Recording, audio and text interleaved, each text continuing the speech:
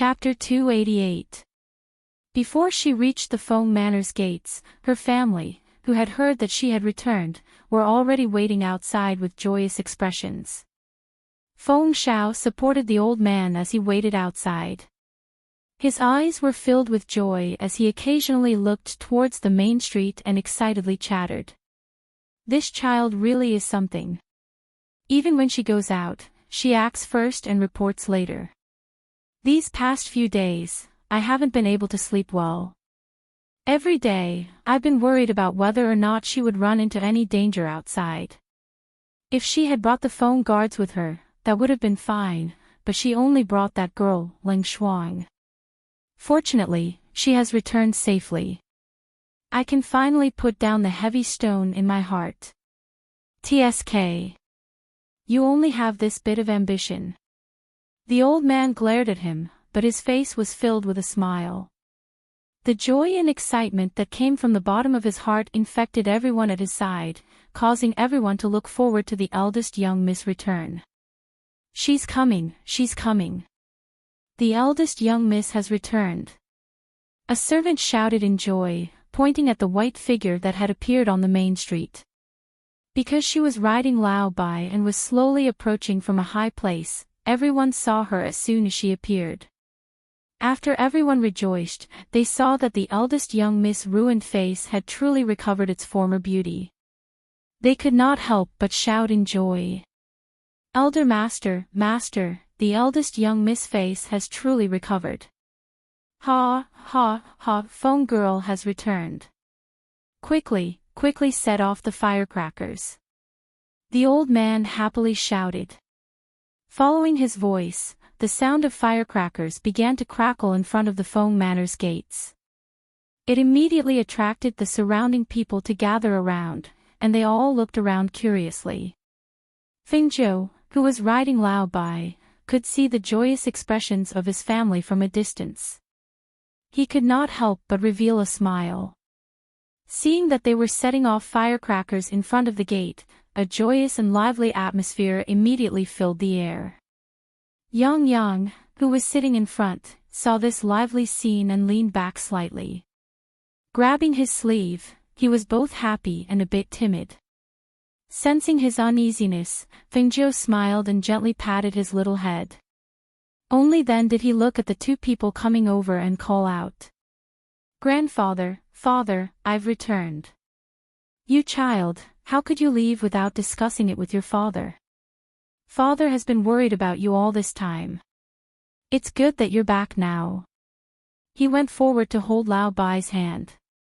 When he saw the child sitting in front of him, he asked in surprise, where did this child come from?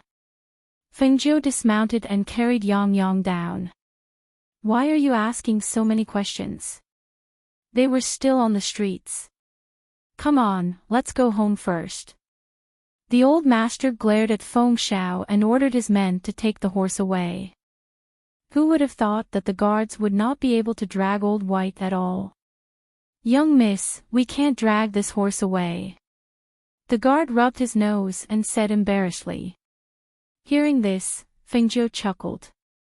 He stroked Lao Bai's head and whispered a few words into his ear. Lao Bai wagged his tail and then stomped his hooves to walk away. As for Chiu, who was mixed in with the crowd, he had already run inside and wandered around the Feng Manor. This horse is not bad, but it looks a little strange. Feng Shao laughed loudly. Looking at the white horse that was shaped like a dragon, he was a bit curious as to what breed it was. Grandfather Feng, Uncle Feng. The young voice was a bit timid as he called out. The old master and Feng Shao were startled.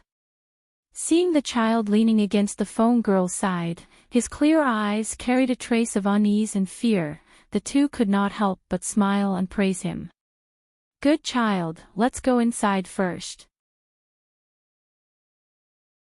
Chapter 289. Qinggu. The sound of Qing Ji's voice caused everyone who had already stepped through the door to pause their steps and turn back to look. Seeing the purple-robed noble figure standing not far from the Feng Manor, everyone could not help but look towards the white-robed Feng Qinggu, who had an extremely beautiful appearance and a cold body. The person who came was the third prince, Murong Yixian, her fiancé. Although the old man had proposed to cancel the marriage between the two of them, due to Murong Yixian's unwillingness, the marriage was still delayed until now, and the relationship between the two of them had yet to be broken. The surrounding commoners were originally not optimistic about the marriage between the two because Murong Yixian was the most talented among the new generation of glorious sun and had the most promising future. As for Feng Qingge, even though she was the eldest young miss of the Feng Manor and the #1 beauty of the glorious Sun Empire, in this world where strength was respected, her strength was nothing special in the eyes of the world. In fact, even some of the children of the first wife of the family were more talented than her, not to mention the fact that her face had been completely disfigured. Even if her face had been restored, her cultivation was still too weak. In the eyes of the crowd, she was still not worthy of Murong Yixian.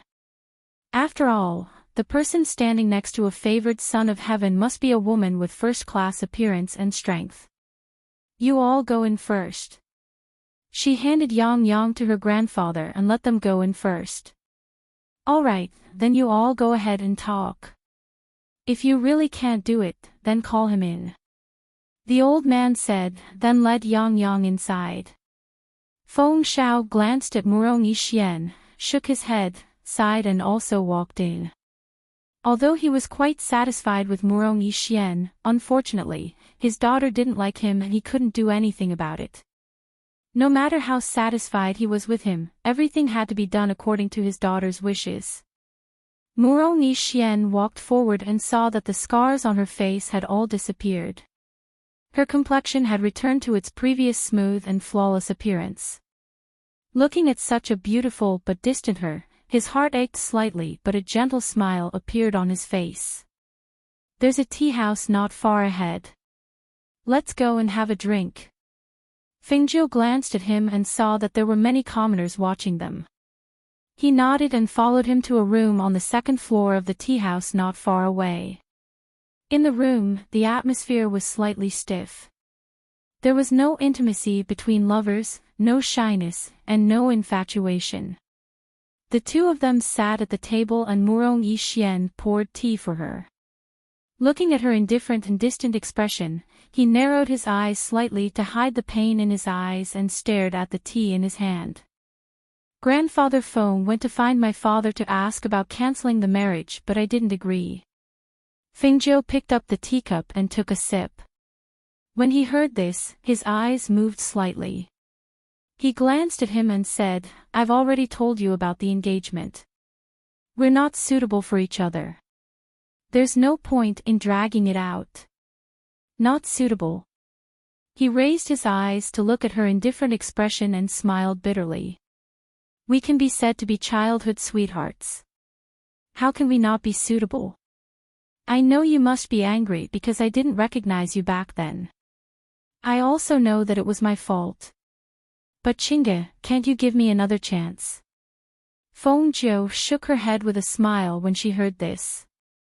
Her clear eyes were sharp as if she had seen through everything, and her clear and unhurried voice sounded out from her mouth in a neither fast nor slow manner, and it struck mercilessly at his heart.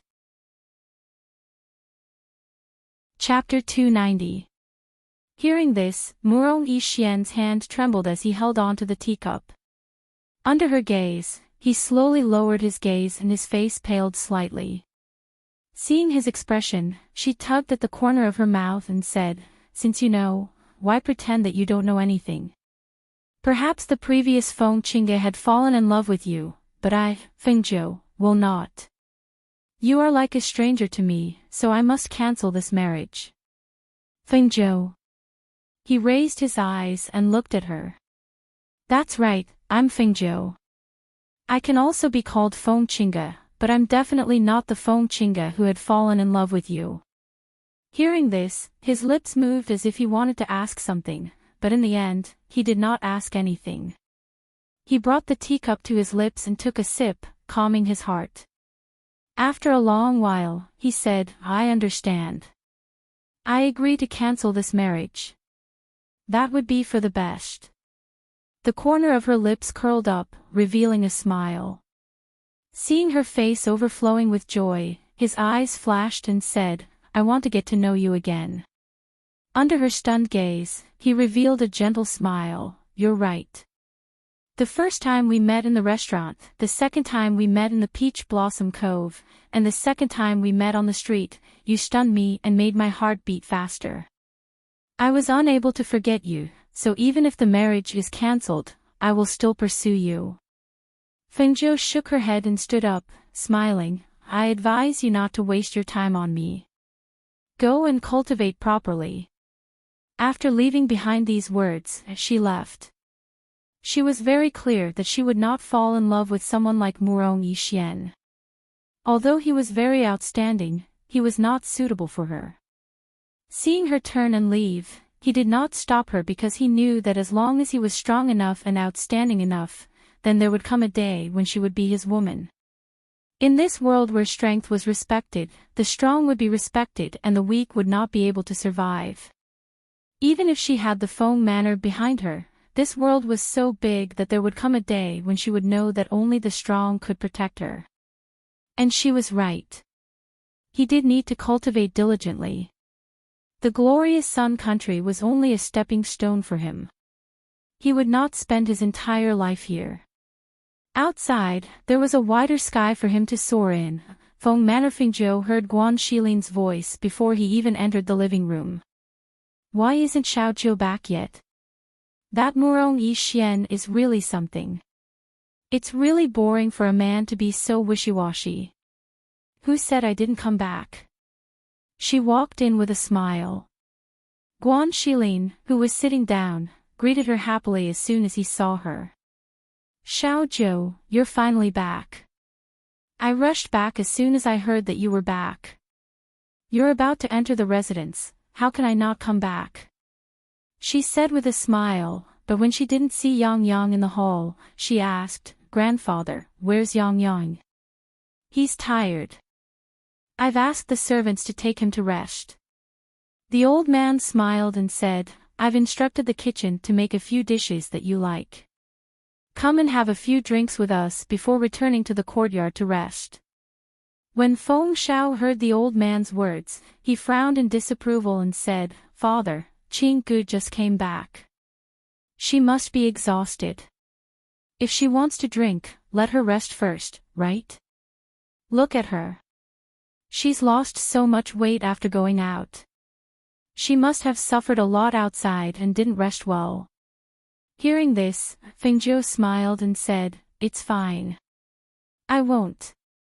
Before he could finish, he was interrupted. Chapter 291. Seeing this, the old man stroked his beard and laughed as he waved his hand. Ha ha ha, all right, we'll do as you say. Go, little Feng. Have a good rest. Tonight, you must accompany your grandfather for a few drinks. All right, then I'll go back and rest. She chuckled and took 2 steps before stopping. She turned back to look at them and walked back with a smile. You haven't given me the present yet. Child, why did you bring us a present when you went out for training? Feng Shao shook his head and smiled. He felt that it was good enough that she came back safely and did not care much about the present. However, when he saw what she took out, his eyes widened in disbelief. This is the red jade coral. Where did you get this? In an instant, countless thoughts flashed through his mind. Looking at the precious red jade coral in front of him, he only felt that this present was too good. One had to know that this thing was a priceless item.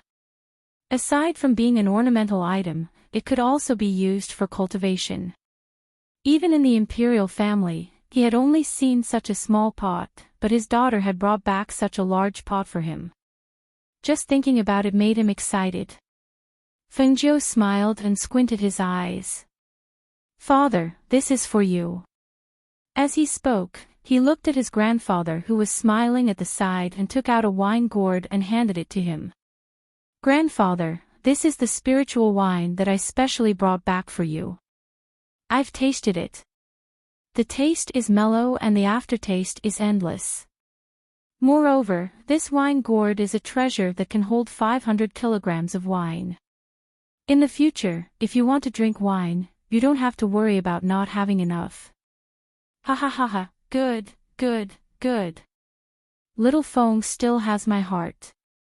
You know that my favorite thing is wine. The old man happily took the wine gourd and could not wait to open the lid of the gourd to smell the wine.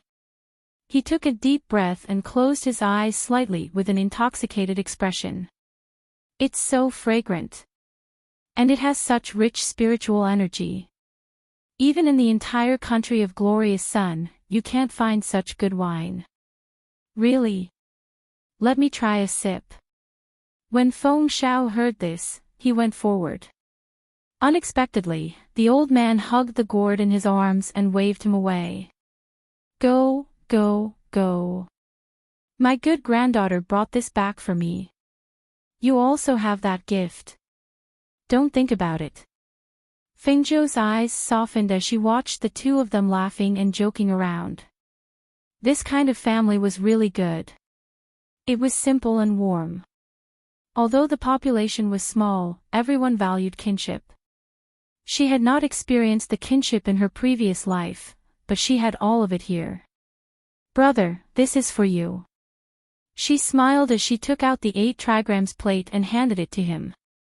Guan Shilin was slightly taken aback and said in surprise, I get a gift too. Hearing this, Fengzhou couldn't help but chuckle. Of course, you're also part of my family. Grandfather and father both have a share, so how could you not have one?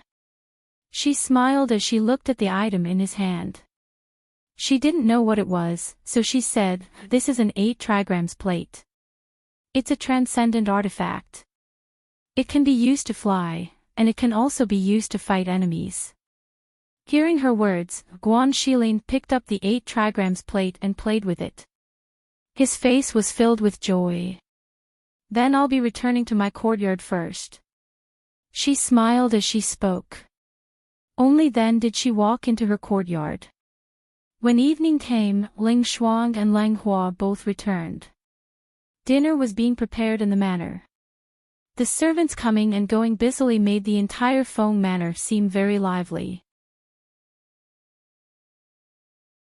Chapter 292. All right. Ling Hua replied and headed towards the backyard when she saw her master walking out with a yawn. Seeing this, she called out, Master. Fengzhou replied. She had just woken up and was still a little sleepy, so she appeared to be very lazy. Master. Lang Hua couldn't help but smile when he saw her and called out to her. Fengzhou's gaze swept over him and smiled, looks like your body has become much stronger. I practice Tai Chi every morning and night, so my body is already very good. Lang Hua said happily. That's good. She nodded and walked towards the old man who couldn't help but start drinking. She smiled and said, Grandfather, aren't you afraid of getting drunk? This wine has a very strong recoil, so you can't drink too much at once. Ha ha ha, it's fine, it's fine. I can hold my liquor well. The old man laughed and took another sip of wine. He waved his hand and called out, Since everyone is here, let the servants serve the dishes. Come, come, everyone, come and sit.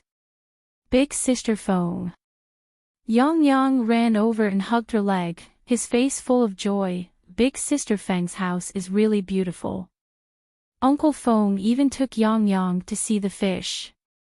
Hearing this, Fengzhou chuckled and stroked the little guy's head. It's good that you like it.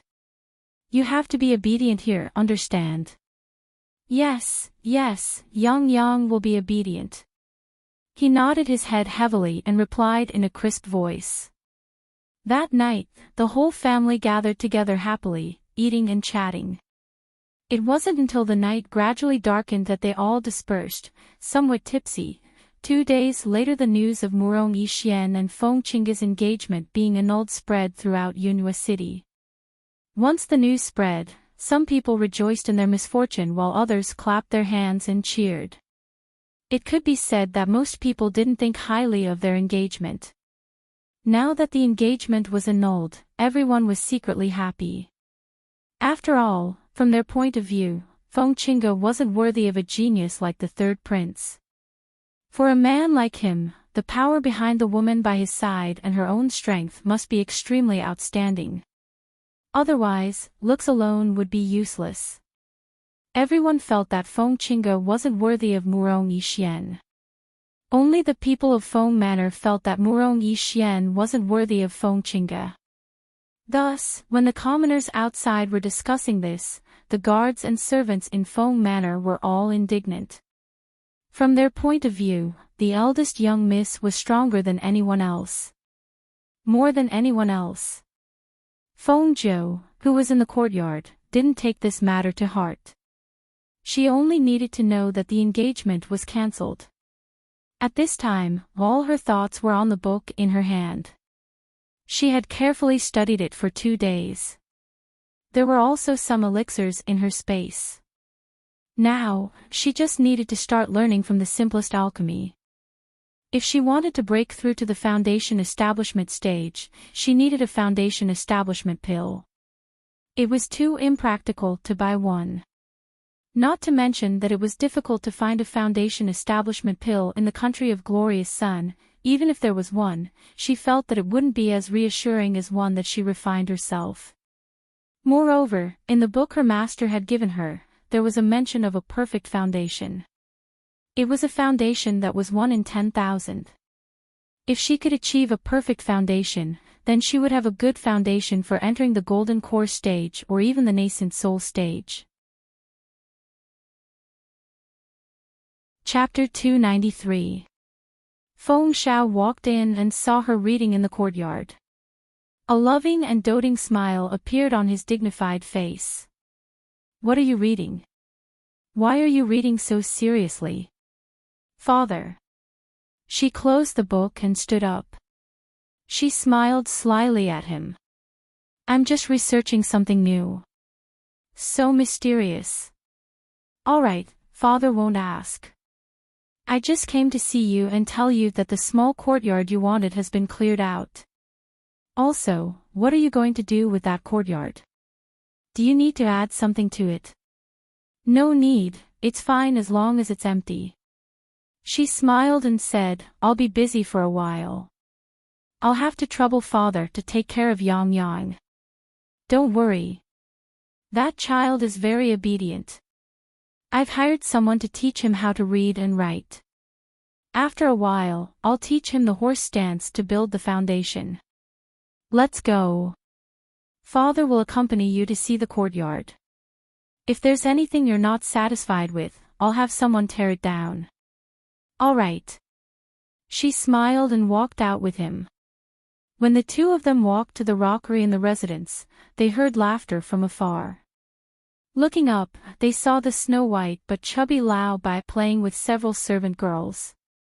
Seeing this scene, Feng Xiao smiled and said, "Old Bai originally asked the servants to tie it up in the stable, but who knew that it couldn't stay there?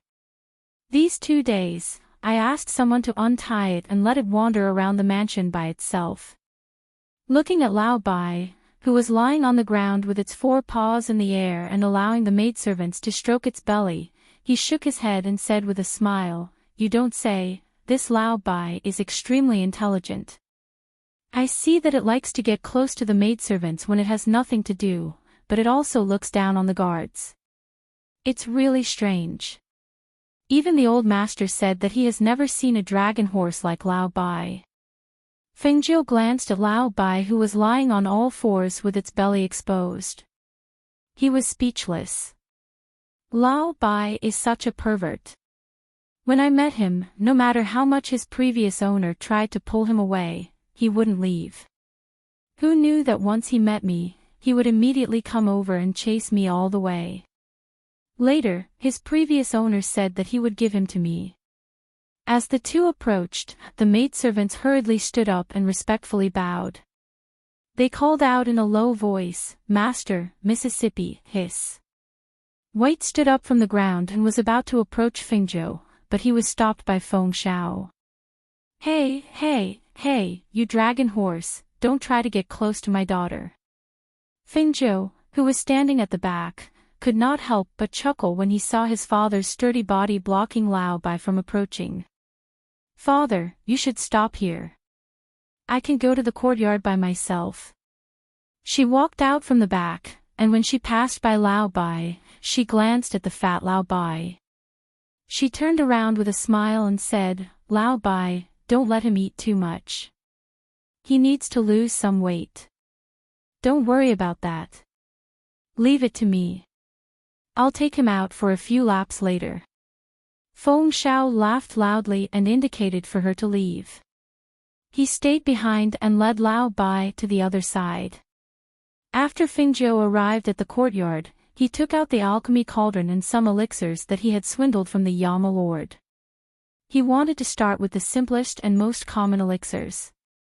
He stayed in the courtyard for 4 to 6 hours. Chapter 294. They saw a cloud of smoke rising from one of the courtyards, accompanied by an unpleasant burnt smell. Everyone couldn't help but be stunned. That seems to be the courtyard that Eldest Miss ordered people to clear out. Eldest Miss went in this morning and hasn't come out yet. Heavens! Could something have happened to her?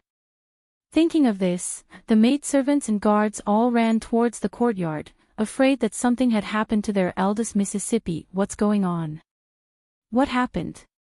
Old Master Feng also ran out when he heard the commotion. He looked around and when he saw smoke rising from one of the courtyards, he was even more stunned. What's going on over there?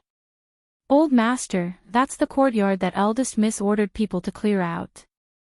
Eldest Miss went in this morning and hasn't come out yet. The loud noise just now came from that courtyard. It seems like something exploded. The steward who ran over hurriedly explained. Just as he finished speaking, he saw the old master holding his robe with one hand and running towards the courtyard as if he was flying. Seeing this, he was stunned for a moment before he hurriedly followed. When everyone hurriedly arrived at the courtyard and saw the scene inside through the courtyard door, they couldn't help but be dumbfounded. They saw their beautiful eldest miss sitting on the ground with her body completely black and dirty. The original color of the casual clothes she wore in the residence could no longer be seen. Her ink-black hair was splattered with black powders and medicinal dregs. It seemed that the ends of her hair were slightly curled due to the high temperature. Her face was also black and white. She looked extremely miserable as she sat on the ground and coughed. Waves of smoke rose from the room in front of her. What's going on? Everyone stared blankly. Someone recovered first and shouted, Eldest Miss, are you all right? Cough cough, cough cough cough. Fingzhou, who had been ejected, sat on the ground. She waved away the smoke from the room in front of her with one hand while covering her nose and mouth as she coughed. She slowly stood up and turned around to see many people outside the courtyard. She waved her hand at them. I'm fine. You don't have to crowd around there. Go do what you need to do. After saying this, she walked towards the pill room that was emitting scorched smoke. The first time she refined pills, the lid directly exploded. The air in the alchemy furnace, along with the dozens of elixirs she used, spurted out. Even she couldn't avoid it in time and was ejected by the air, causing her to be dirty and messy. She opened the window to let the smoke disperse. When she saw the scattered medicinal dregs on the ground, her face filled with pain. What a waste. It's a lot of money to buy them. Feng lass, are you all right? The old man, who had rushed over from outside, entered the courtyard and headed towards the pill room. The housekeeper stood guard at the entrance of the courtyard, while the others had already dispersed. When she turned around and saw him, she rubbed her nose and said with a smile, Grandpa, I'm fine. I just wasted a furnace of good medicine. Fingjo's s Fingjo of the eldest of Fingjo, the of Fingjo s is Fingjo tt. Tt test t of a. I'm learning. See, this furnace is ruined. She helplessly shrugged. It's easy to talk about it on paper, but it's difficult to implement it. Chapter 295. Yes, I can definitely do it. She smiled slyly and said, but grandfather, no one is allowed to enter my courtyard. Go back and tell the servants that even if it's my father, it's best not to let him in. All right, that's not a problem. Your father took Old White out for a stroll and isn't in the estate right now. If he were here, he would have rushed over already. He smiled and looked at the chaotic pill room. He asked, do you want someone to come and help you? When Ling Shuang comes back, she can come over. All right then. Be careful, don't hurt yourself. He said worriedly. Yes, I will. Her heart warmed. After sending him out, she returned to the pill room to tidy up and reorganize the reasons for her previous failure. After a long time, she stood in front of the pill furnace and used the spiritual power in her body to ignite the flames under the furnace. After the flames flew to the bottom of the furnace, she retracted her hand and controlled the strength of the flames under the furnace while paying attention to the temperature of the pill furnace. The first batch was fine at the beginning, but there was a problem at the end when the pills were condensed. It was probably because she didn't control the flames and spiritual power well. After her first failure, no matter how carefully she thought about this cauldron, she did not dare to be careless. However, after about 4 hours, the cauldron began to vibrate. She was slightly stunned when she saw it, and in the next moment, she broke into a run. Bang! Smoke filled the courtyard again. This time, the people in the estate were only stunned for a moment before continuing to do their own things. This was because the old master had said that they didn't need to care about the eldest Mrs. Courtyard and didn't need to look. However, they were still curious. What was the eldest miss doing in there? Why was there another explosion? As for the pill room, Fingjo was really going all out. She rested in the courtyard for a while and watched the smoke dissipate. Then, she walked in again. This time, even the pill furnace fell down. Seeing this, the corner of her mouth twitched. It was a good thing that the things she used to trick the Yama Lord were all first class. Otherwise, it would have been destroyed long ago. This competition lasted until evening. However, an entire day had passed and she hadn't been able to refine a single pill. Moreover, she had wasted a lot of spiritual herbs, so she didn't have enough left in her space. When Ling Shuang, who had just returned to the mansion, heard a loud bang, her footsteps paused slightly. Seeing that the guards and maidservants in the mansion were all used to it, she looked towards the remote courtyard and thought to herself, it should be Master refining elixirs, right? When he arrived outside the courtyard, he saw his master coughing from the smoke. He called out, Master, I'm back. She went to the black market today but was delayed by something. Ling Shuang. It's good that you're back. She walked up to the door of the courtyard, took out a prescription and a crystal card, and handed them to her. Go to the black market and buy me 20 portions of each of the spiritual herbs listed here. I want 30 portions of the scarlet grass on the top. There's money inside, take it and buy it. Yes. Ling Shuang didn't ask any more questions. He took it and quickly went to the black market again. What no one expected was that she was so focused on refining pills. She failed again and again, but tried again and again. She didn't give up, only stubbornness. She only thought that she didn't believe that she couldn't refine a batch of high-quality pills. Chapter 296. Father, do you think that child, Chinga, has been inside for 3 days and 3 nights? Could something have happened to her? Why don't I go in and take a look? Feng Xiao said worriedly. He, who was standing outside the courtyard, was stopped from entering. Therefore, he did not know what the situation in the room was like. Master Feng glanced at him and said, "Can't you see that I'm also standing here and waiting?" Little Feng said that no one is to go in and disturb her. She will come out when she wants to. Don't worry, nothing will happen. Although he said that, his eyes kept glancing at the courtyard from time to time. It would be a lie to say that he wasn't worried or anxious. It had been 3 days and 3 nights. That girl didn't go back to rest except when Ling Shuang brought her food. How could she endure like this? After thinking for a while, he looked at Ling Shuang, who was standing guard in the courtyard, and said, "Go and see if she wants to come out." However, Ling Shuang didn't move and said, "Master ordered me to stand guard here. I can't disturb her unless she calls me." After a pause, she said, "Old master, you should go back first. I'm here to guard this place. Nothing will happen." "Ah. All right then. If anything happens, you must let us know." Old Master Feng said and turned to walk back.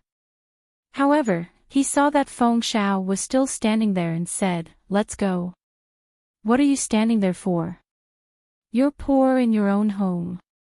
What are you worried about?" Feng Xiao looked at him speechlessly and thought to herself, "He's obviously worried too, but he's still talking about me." However, she didn't continue to stand guard outside the courtyard and left with Master Feng. After watching the two leave, Ling Shuang withdrew her gaze and quietly stood guard, not allowing anyone to come close. After about 2 hours, she smelled a strong medicinal fragrance in the air. She couldn't help but be surprised and looked towards the pill room. "Master, you've succeeded. If it was a concoction of medicine, the smell would not be so rich and fragrant. Moreover, the smell of the medicine made people feel refreshed, as if all the exhaustion in their body had disappeared." They were really curious, what was the effect of the medicine that Master had refined? However, at this time, in the elixir room, Fengzhou, who was dirty and had sweat on her forehead, held her breath and controlled the last flame to condense the pill. Although she smelled the fragrance of Chinese medicine in the air, she did not dare to be careless. It wasn't until the final step of condensing the pill that she heaved a sigh of relief. However, she was startled by a sudden bolt of lightning that fell from the sky. Boom! The first bolt of lightning struck down from the sky with a loud rumble. It penetrated the house and struck the pill furnace. She was so shocked that she immediately retreated. Her eyes widened in astonishment and shock. This is Dan Qing attracting lightning. She was shocked and astonished. She raised her head in disbelief to look at the hole in the roof. Through the hole, she could see the clouds in the clear sky and the rumbling of thunder. Oh no! Thunder in the middle of the day, with such a big commotion, it will definitely alarm everyone. She muttered, her mind working quickly. Boom! When the second bolt of lightning struck, it was just as Fengzhou had said. The sudden thunder in the middle of the day alarmed all the factions in Yunhua City. Even the monarch in the imperial palace was alarmed. No one sent anyone to investigate. Instead, they all moved out and rushed towards the source of the lightning. When Master Feng in the Feng Manor heard the sound of the lightning, his expression changed greatly. He could be considered an experienced old man and naturally knew how big of a matter it was to attract lightning. Chapter 297. Feng Xiao, who had heard the commotion in the manor, naturally knew that something big had happened in the manor. Also, he figured that it had something to do with the things his daughter had been fiddling with over the past few days. Thus, when he heard the old man's loud shout, his powerful voice filled with Xian Qi was also heard. Feng Manor's guards, listen to my orders. Guard the Feng Manor. Don't let a single fly in. The hearts of the guards that had rushed out of the manor trembled. They immediately prepared themselves for battle and replied in a deep voice, "Yes." The sonorous and powerful voice filled with battle intent rang out in the various courtyards of the Feng Manor. Some of these guards were originally standing guard in the courtyards, some were standing guard in the corridors, some were standing guard in the rockery, and some were hidden in the shadows. However, when they heard the old man and Feng Zhao's voices, they were like blood-soaked soldiers that had heard a military order. They quickly rushed to the walls of the Feng Manor's courtyards to prevent anyone from breaking in.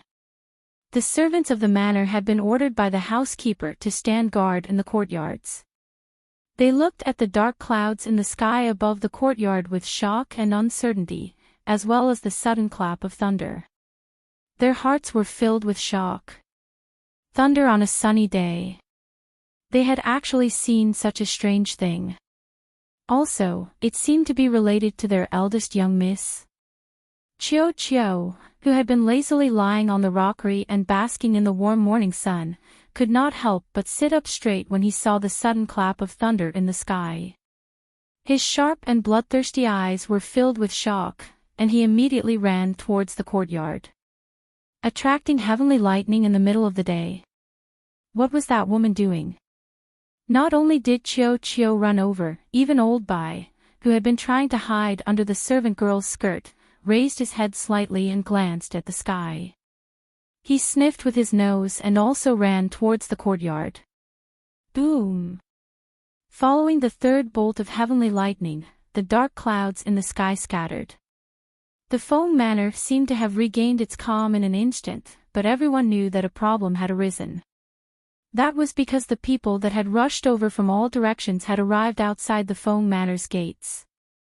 They were either shocked, startled, surprised, or incredulous as they looked at the tightly shut gates of the Feng Manor. Thunder on a clear day, and 3 bolts of lightning at that. What exactly happened in the Feng Manor? Everyone wanted to know, but the Feng Manor was not a normal family. The Feng Manor's gates were tightly shut. Even if they were curious, they did not dare and could not enter without the master's permission. What do you think happened in the Feng Manor? Why would it attract heavenly lightning? Who knows? The Feng Manor's gates are tightly shut. Who dares to knock on the door at this time? I'm afraid people won't say anything even if I knock. But I'm really curious. What exactly happened? Look! Isn't that the monarch? He actually came in person. One of the patriarchs exclaimed in a low voice, gesturing for everyone to look at the figure that was flying towards them. Another family head pondered and said, even the king personally came. It can be seen that this matter is not trivial. I think the Feng family's door will definitely open. That's right.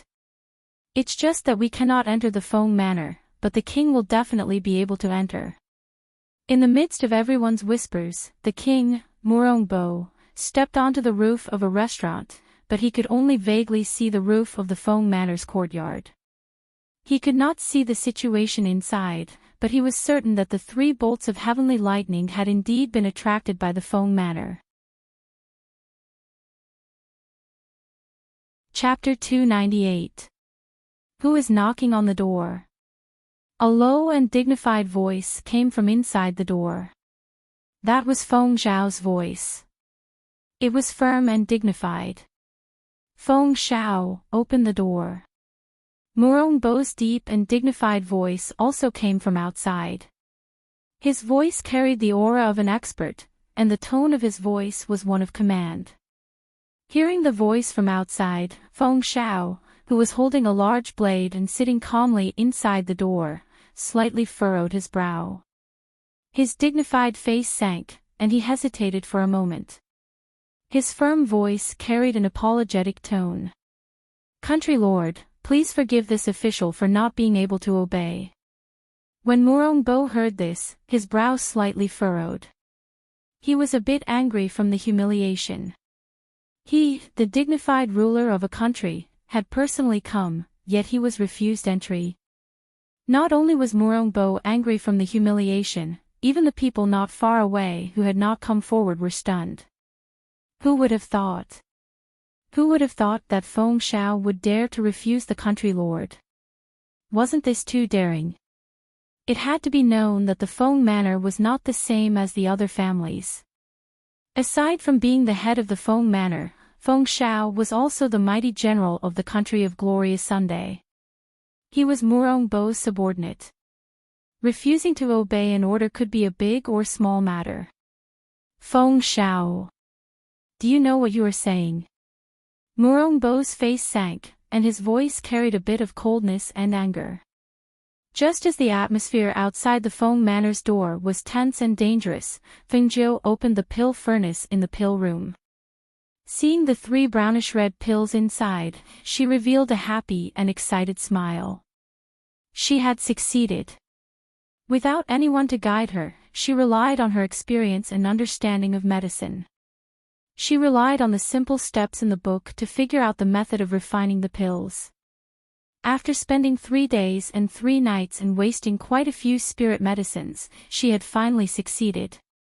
She took out the 3 pills and placed them on the table to the side to observe.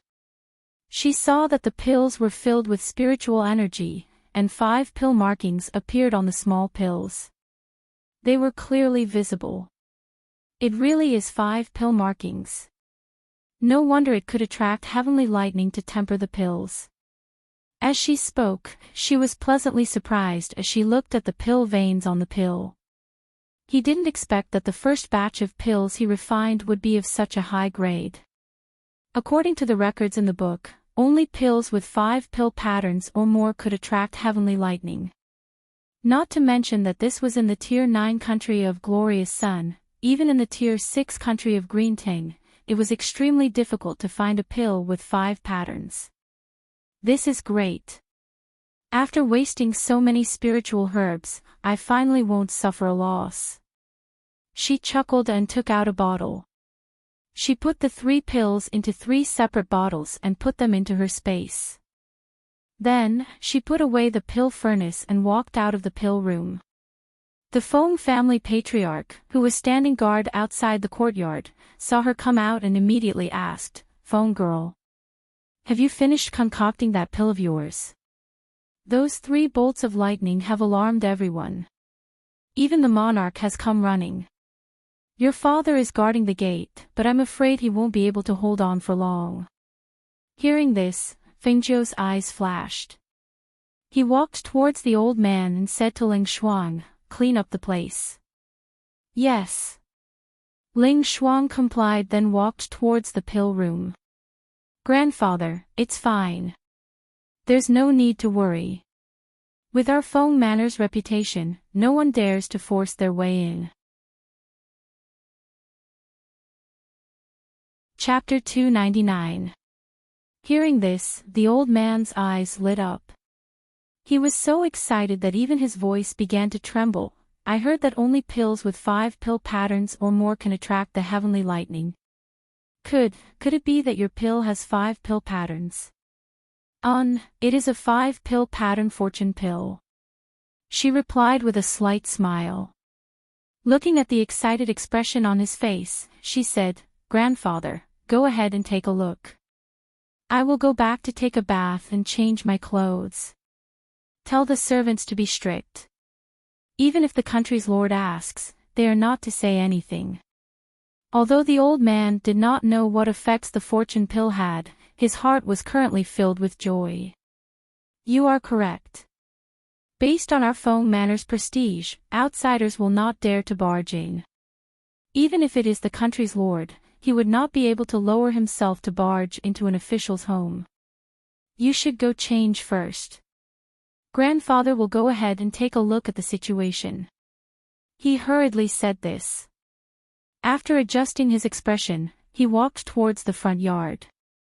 Seeing this, Feng Jiu also walked towards the front yard and ordered people to prepare water for a bath. At this time, in front of the Feng Manor's main gate, Murong Bo's anger had already reached its peak. He had thought of kicking open the Feng Manor's main gate or jumping over the wall to get in, but his status and pride did not allow him to do such a thing that was beneath his status. However, he could not swallow this anger. Because of this, the atmosphere became extremely tense. At this time, the front door that had been tightly shut opened with a creak. Old Master Feng came out with a smile and a bit of an apologetic expression. As for the stern-faced Feng Shao, he followed behind him with his head lowered.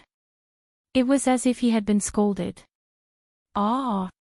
It's all this old man's fault." This old man had Feng Shao guard the front door and not let anyone in. I really did not think that even the country's lord would be alarmed. I even refused to let the country's lord in. I truly was disrespectful. Old Master Feng repeatedly cupped his hands and apologized. As he spoke, he walked over to the country's lord. "Country's lord, please come in."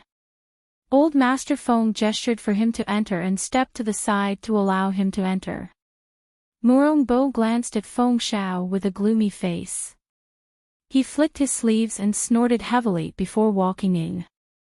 Not far away, everyone had different expressions when they saw this scene.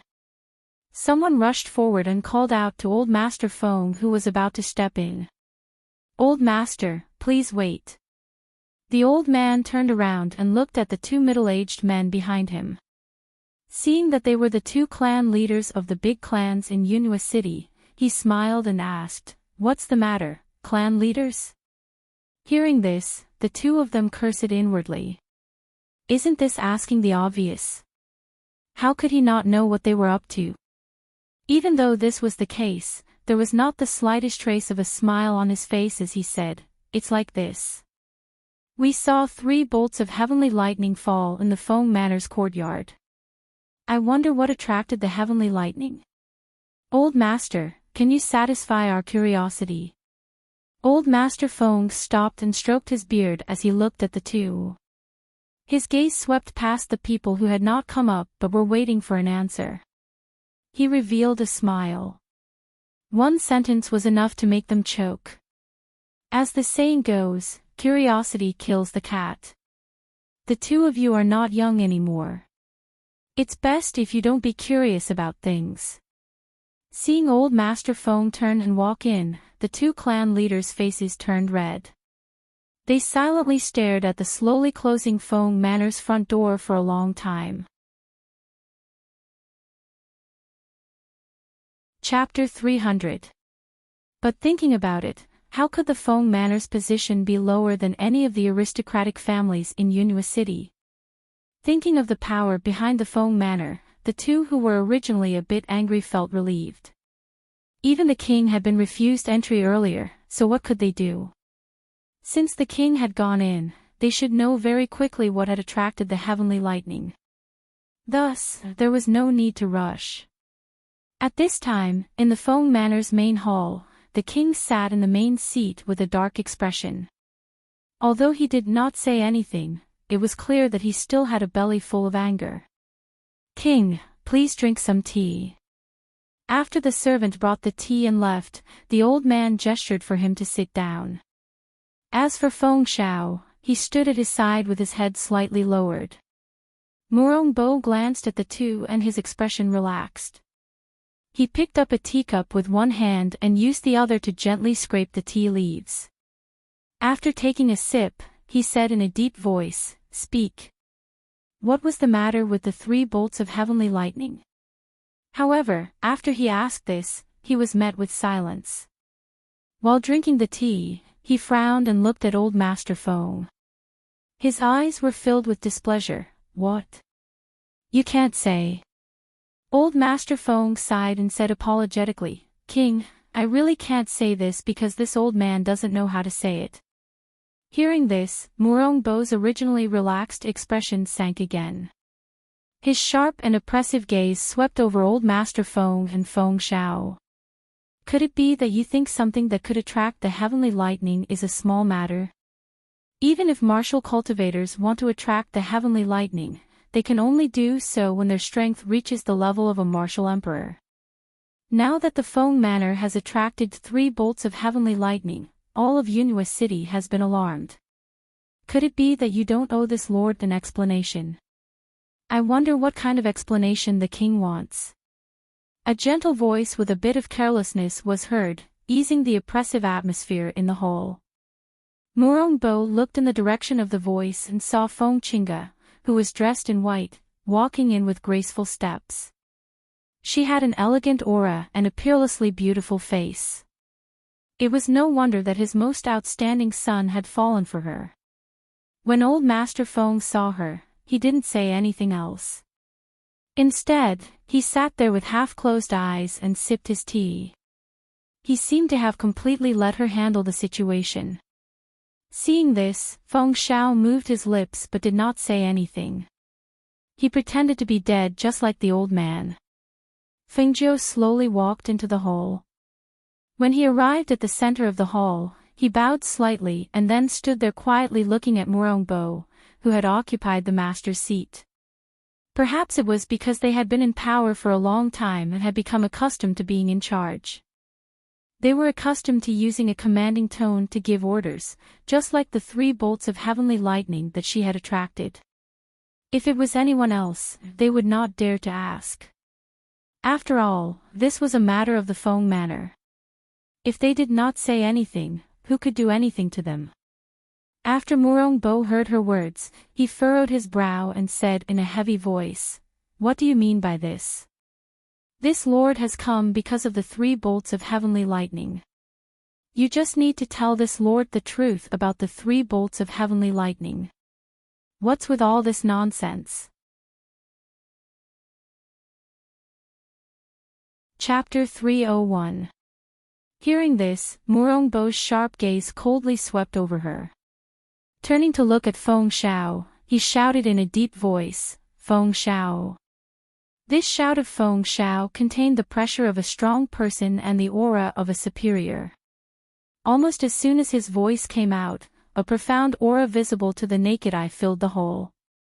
It was extremely stifling, and it also caused Feng Shao, who had been doing his best to reduce his presence, to finally walk out. "This official is present."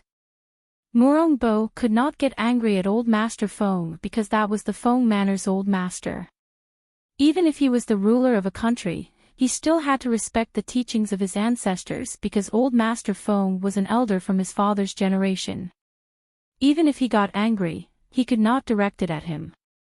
As for Feng Qinggu, she was only Feng Zhao's daughter and the Feng Manor's eldest young miss. First, she was not his official. Second, she was not his daughter-in-law.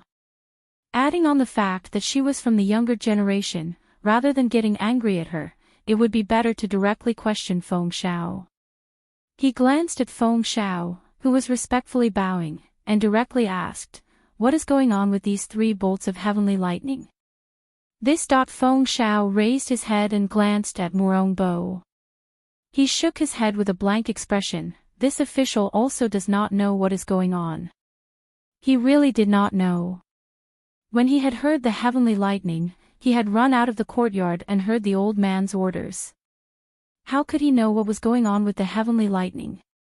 However, this was still his family's matter, and it could not be separated from his precious daughter. Thus, even if he knew, he had to say that he did not know.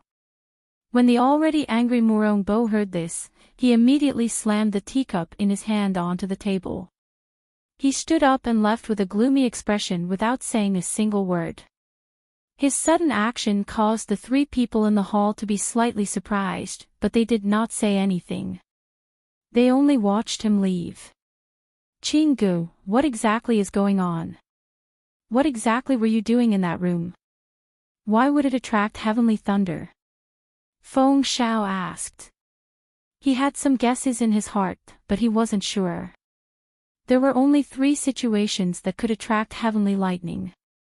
The first was a treasure falling from the sky, the second was a breakthrough in cultivation, and the third was a rare pill. However, all 3 of these situations were inconceivable to him. Therefore, he was at a loss. "Ling Shuang, guard the door and don't let anyone get close," Feng Jiu ordered. "Yes." The Ling Shuang outside responded and stood guard at the door. Seeing this, Feng Shao could not help but feel nervous. Looking at his daughter who had a happy smile on her face, he only felt that a thought in his heart was about to be confirmed. He was a little nervous and a little excited. "Grandfather, father, please take a seat." She gestured and pulled Feng Xiao, who was still in a daze, to a seat. Then, she moved a chair to sit between the two of them. She then took out a bottle from her space and poured a pill into her palm. "Look, this is the nature pill. It has 5 elixir veins." It attracted the 3 heavenly thunder. The old man had lived for a long time, but this was the first time he saw a pill with 5 elixir veins. Moreover, it was refined by his granddaughter. At this moment, he could only feel the blood in his body boiling. He was so excited that his face flushed red and his hands trembled. "Good, good, good. Little Feng, you've made grandfather proud." Compared to the old man who could still speak, Feng Xiao was completely stunned. His eyes were wide open and he could only feel the blood rushing to his brain. In the next moment, he fainted because he was too excited. Chapter 302. Old Master Feng laughed and scolded, "What a good-for-nothing." Feng Jiu was stunned, and then he couldn't help but laugh.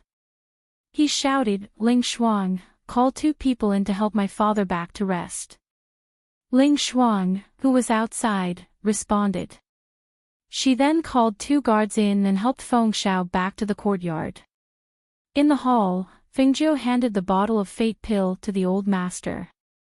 He smiled and said, "Grandpa, this fate pill is for you." "For me?"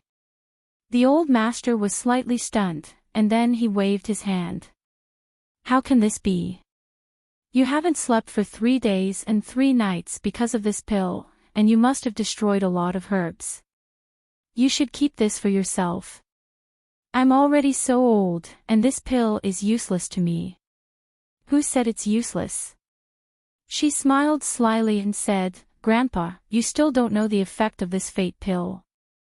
She paused and said, "Do you know that a fate pill can remove the impurities left in the body over the years, refine the muscles and bones, and expand the tendons and meridians?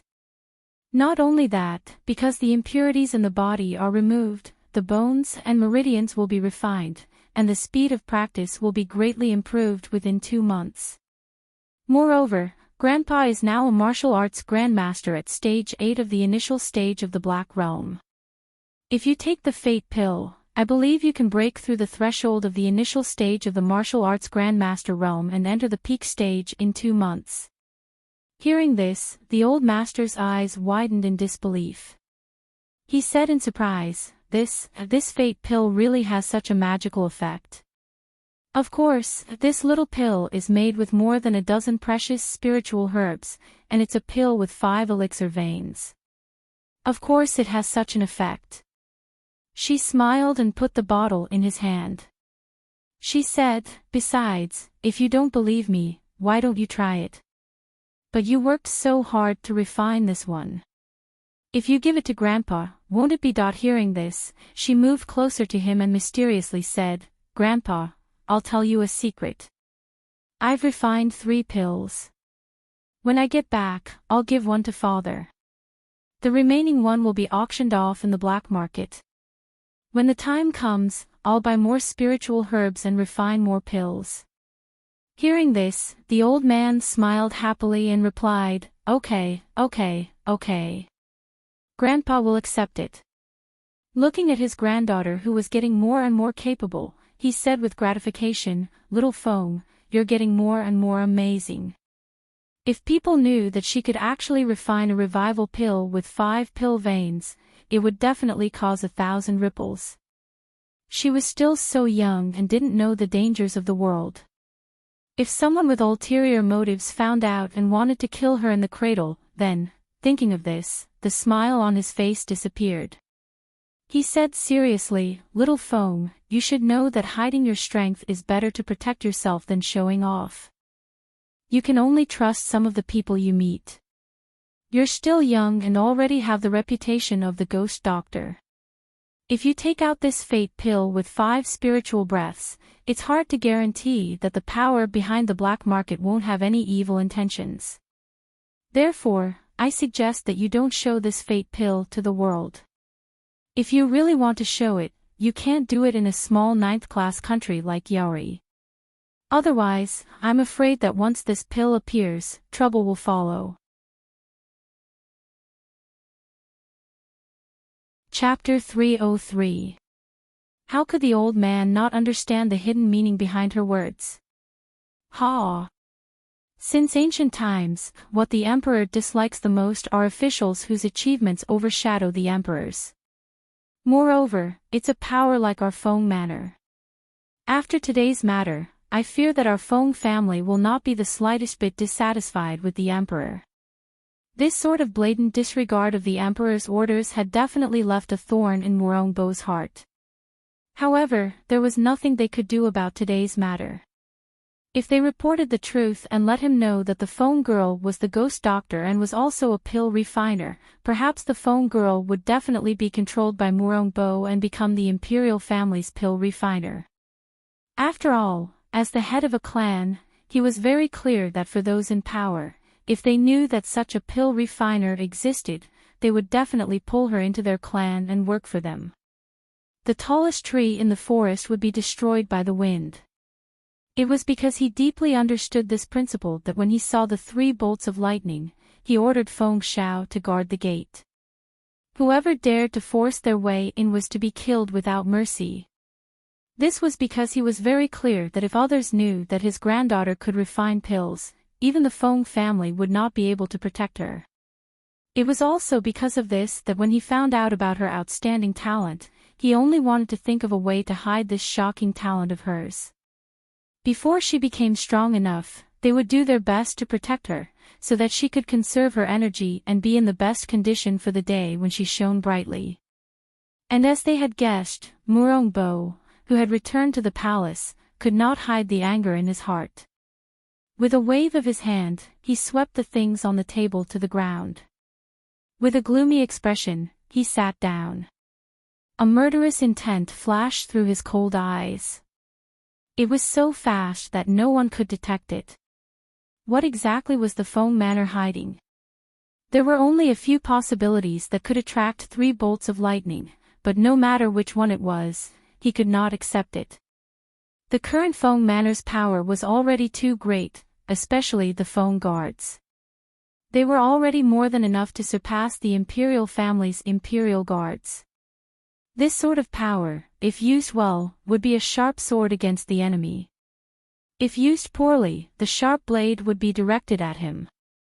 The matter of the 3 bolts of lightning seemed to have passed by peacefully. However, that was not the case. Although nobody went to the Feng manor to inquire about the matter, they continued to think about it. Even the citizens on the streets would talk about the 3 bolts of heavenly lightning during the day. It was just that although this topic was discussed in low voices, nobody brought it up again. It was as if they had purposely covered it up and ignored it. Even Murongbo didn't send anyone to inquire about it during this period of time, nor did he summon Feng Xiao.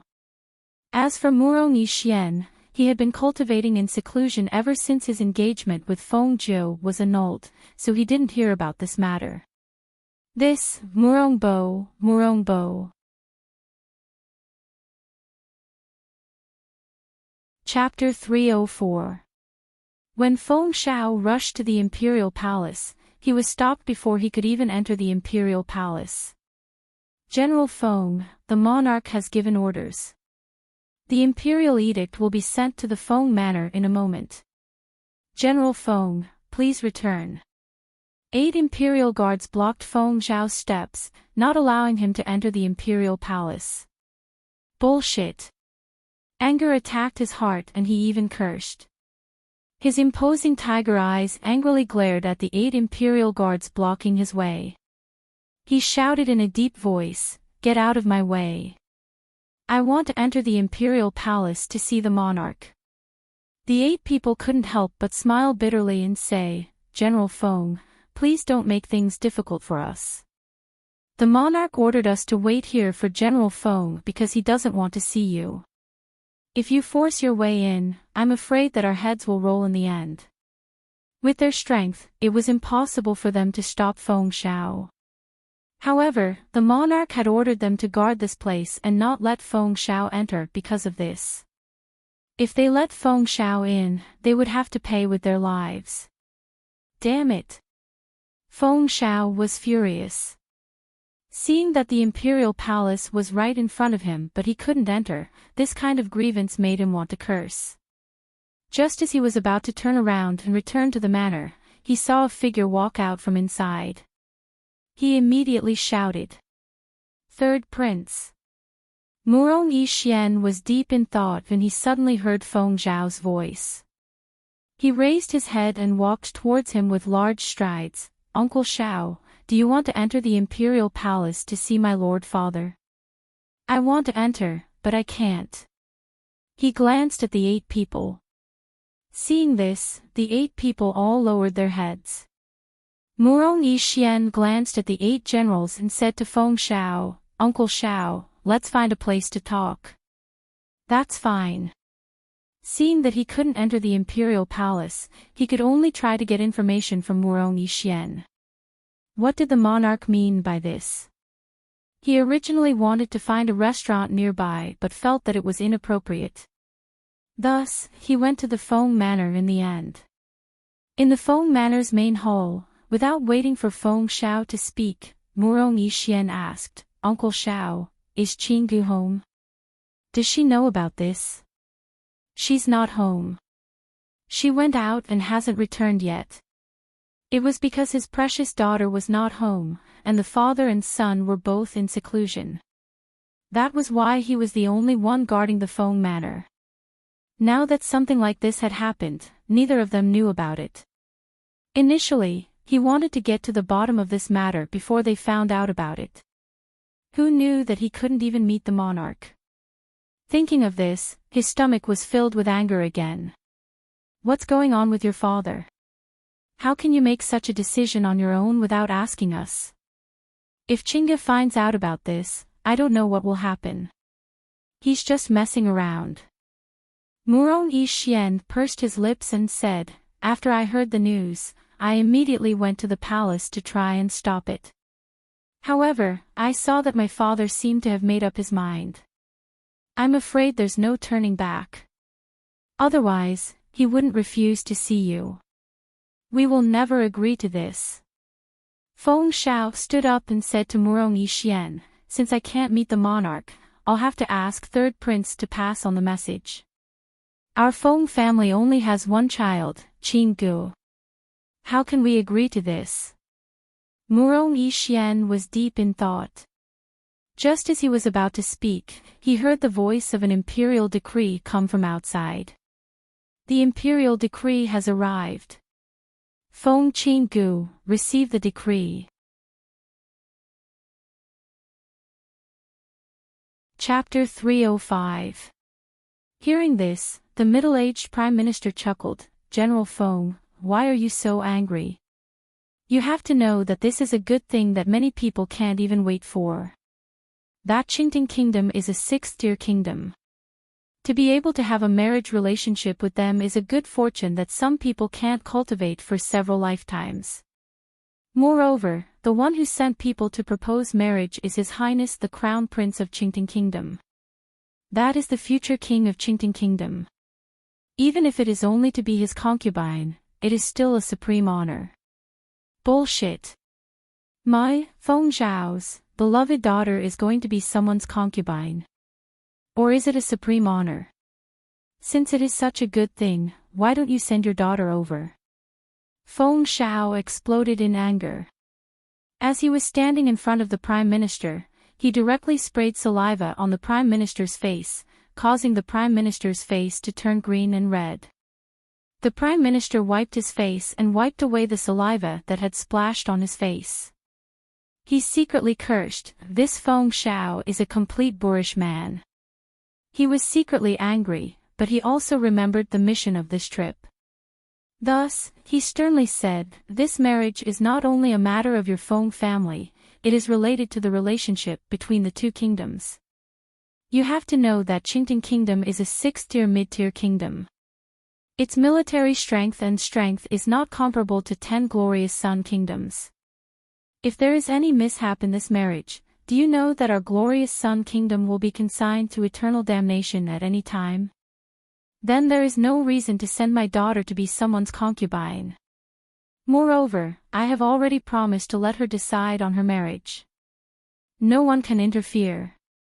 Seeing that Feng Xiao was being unreasonable, the Prime Minister thought that he had already said all the good things, but talking to this Feng Xiao was simply playing the lute to a cow. He didn't care anymore and said, "Since your daughter is not at home, then it is the same if you accept the imperial edict." As he spoke, he opened the imperial edict and was about to read it out. Who would have thought that his actions would anger Feng Xiao? Without saying anything, Feng Xiao stepped forward and grabbed his collar. "Feng Xiao! What are you doing? Put me down." His strength was not as good as Feng Xiao's. Now, he was suddenly grabbed by the collar and lifted up. His feet were off the ground, and his neck was strangled by the collar to the point that he could not breathe. His face was also flushed red. He waved his hands and struggled, but he could not hit him. "I already said that I won't accept this decree, and you still dare to announce it to me." Feng Xiao angrily cursed. Grabbing him by the collar, he dragged him out and threw him out of the Feng Manor's gates. "Scram back to where you came from. If you dare to come again, I'll break your legs." Once this was said, the Feng Manor's gates were closed with a bang. All that was left were the servants that had been chased out. "Feng Xiao! You brute! I will definitely report you to the monarch." Sitting on the ground, the Prime Minister's robes were wrinkled and he looked to be in an extremely sorry state. Seeing the Feng Manor's gates close with a bang, he angrily cursed with a red face. After standing up, he straightened his robes and angrily headed for the imperial palace. A few people that were secretly paying attention to the Feng Manor's movements were secretly shocked. Could it be that Feng Xiao wanted to go against the heavens? He actually dared to throw the Prime Minister out. Could it be that he wanted to refuse the imperial edict? In reality, in their eyes, being able to gain the favor of the Crown Prince of Enchanting country was an extremely good thing. After all, Enchanting country was not a normal country. Even if she was a secondary princess, her status was definitely different. Chapter 306. From their point of view, aside from Feng Qingji's beauty, her strength was nothing to be proud of. How could a woman that even third Prince Murong Yixian be worthy of Enchanting country's crown prince? In Feng Manor, Murong Yixian was also a bit stunned because he didn't think that not only did Feng Xiao not accept the edict, he even threw the Prime Minister out. This was a blatant slap to his father Emperor's face. With his father Emperor's temper, he would probably fly into a rage after finding out. Humph!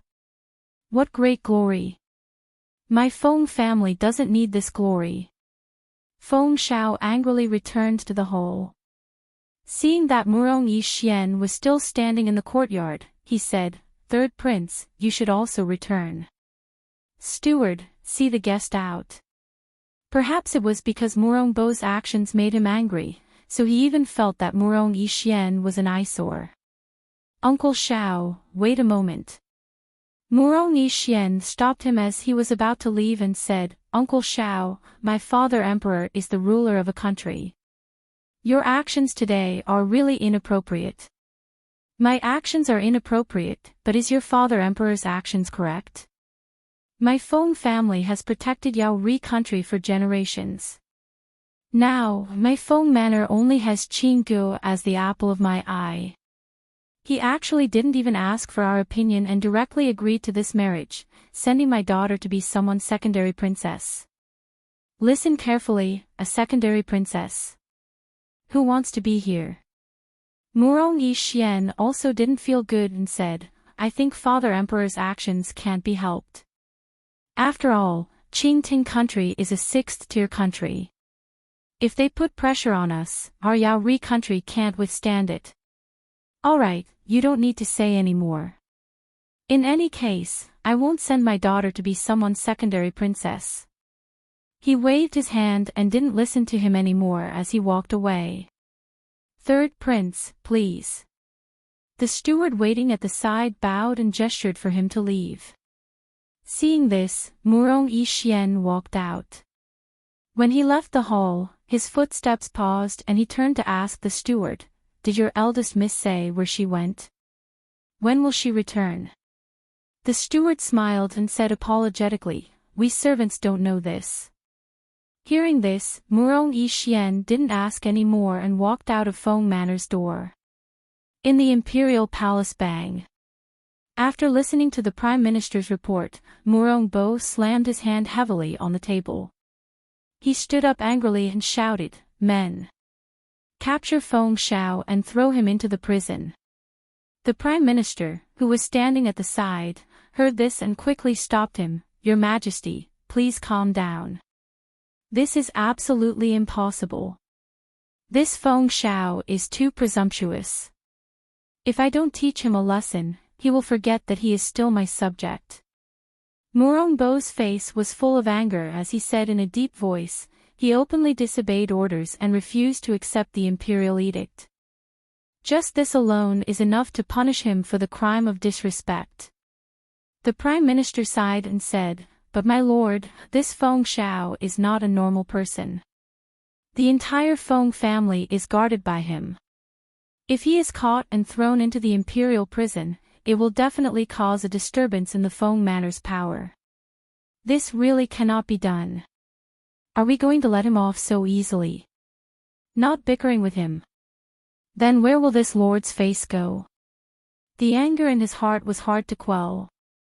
Thinking of how he had been rejected outside the door and how he had disobeyed the imperial edict and challenged his authority again, his patience had reached its limit. Chapter 307. Hearing this, Murong Bo began to laugh. Looking at the Prime Minister with praise, he said, "It is fortunate that you were at this lord's side to remind me. Otherwise, this lord would have definitely made a wrong decision in a fit of anger." The Prime Minister cupped his hands and smiled, saying, "To be able to share the country's worries is this official's honor." As for the other side, Feng Zhou, who was refining pills in the Peach Blossom Cove, had a month of practice. She was already familiar with the steps of refining pills and was able to control the flames and spiritual energy. In the past month, she had only refined a single pill with 5 spiritual auras in the Feng Manor's inner courtyard. Because she was worried that it would attract the heavenly lightning and cause a disturbance, she had only refined pills with 5 spiritual auras and below. As for foundation establishment pills, they only appeared with 2 spiritual auras or 3 spiritual auras. There were even higher levels. However, they were considered rare goods and were rarely seen at auctions. The spiritual ingredients needed to refine foundation establishment pills were not particularly rare. On the contrary, those spiritual ingredients were rather common. However, to refine those spiritual ingredients into foundation establishment pills was not an easy matter. She had experimented in the past month. Out of 50 batches of foundation establishment pills, she had only succeeded in refining 2 batches. Furthermore, they only had 3 pill markings.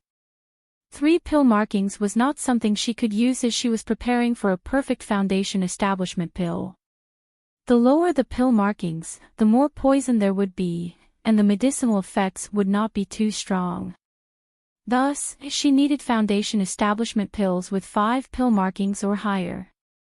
Ling Shuang, who had just entered, glanced at his master refining pills in the courtyard and hesitated as to whether or not he should go forward.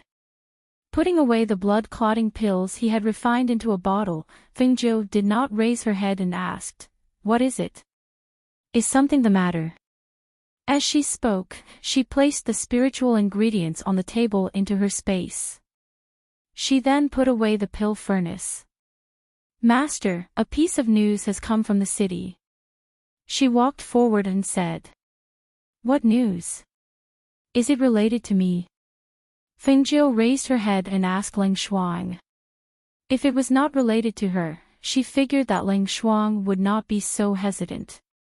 It's related to Master. Ling Shuang paused for a moment before continuing. The crown prince of the Enchanting kingdom sent someone to the monarch to deliver a marriage proposal, stating that he wanted to marry Master as his concubine. The monarch agreed to this marriage without the permission of Old Master and Old Master. Fengjiu raised his eyebrows. The crown prince of the Enchanting kingdom. I don't think I know such a person. She was slightly surprised and asked, what was my father's reaction? When Old Master heard the news, he immediately rushed to the palace to meet the monarch. However, he couldn't even enter the palace gates. Later, when the monarch sent the prime minister to announce the decree, he was thrown out by Old Master. That sounds like my dad's style of doing things. She couldn't help but chuckle. However, since the imperial edict didn't work, the monarch issued another imperial edict to inform everyone in the glorious Sun Nation that Mistress was conferred the title of Princess Qingning and the concubine of the crown prince of the Green Soaring Nation. Princess Qingning. Fengjiu chuckled. This Murong Bo is so sure that I will follow his arrangements. After creating so much trouble, it will be embarrassing if he can't get out of this embarrassing situation. Seeing that she didn't seem to care, Ling Shuang asked, Master, do you need to go back to the residence to deal with this? I need to cultivate during this period of time, so let's put this matter aside for now. If I don't go back, I don't think he will be able to do anything. She said casually as she took out the pill that she had just refined and handed it to Ling Shuang. Chapter 308. In the next month, I'm going to practice in seclusion. You should pay more attention to the situation at home. Don't disturb me if there's nothing important. She told him and walked towards the courtyard. After Ling Shuang responded, he did not follow her. Instead, he tidied up the things in the elixir department and turned to leave. After returning to the courtyard, Fengjiu took a bath and flashed into the space. Her qi cultivation was only at the martial master level. She planned to raise her cultivation to the peak of the Black Realm in half a month. In this space, there was rich spiritual power to help her practice. Also, her potions could help her improve her strength. What's more, 3 days outside was equivalent to 1 day inside. This time difference was her advantage in practice. Therefore, she was confident that she could break through to the peak of the Black Realm in half a month and reach the Great Martial Mentor. Seeing that the sleeping little fire phoenix showed no signs of waking up, she found a place to sit down and began to practice with her legs crossed. Time passed by without anyone noticing. What caused people to be curious was that the Feng Manor had not made any movements recently. They also rarely saw the Feng family's eldest young miss leave the manor. Only after asking around did they find out that the Feng family's eldest young miss was not in the manor, and Master Feng was in closed-door training. They thought that things would remain calm until Miss Feng returned, Old Master Feng came out of seclusion, or the Crown Prince of the Enchanting Kingdom came in person to break the peace. However, they did not expect that under this peace, there was a murderous intent surging. Old White, let's go back home after a walk. Since Chinga is not home, how about I ask someone to give you an extra meal?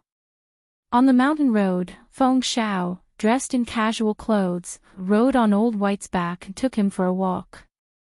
This was something he had to do every day recently. It was to help his daughter train Old White and reduce the fat on his body. Hiss. Hearing that there was an extra meal, Old White was very excited.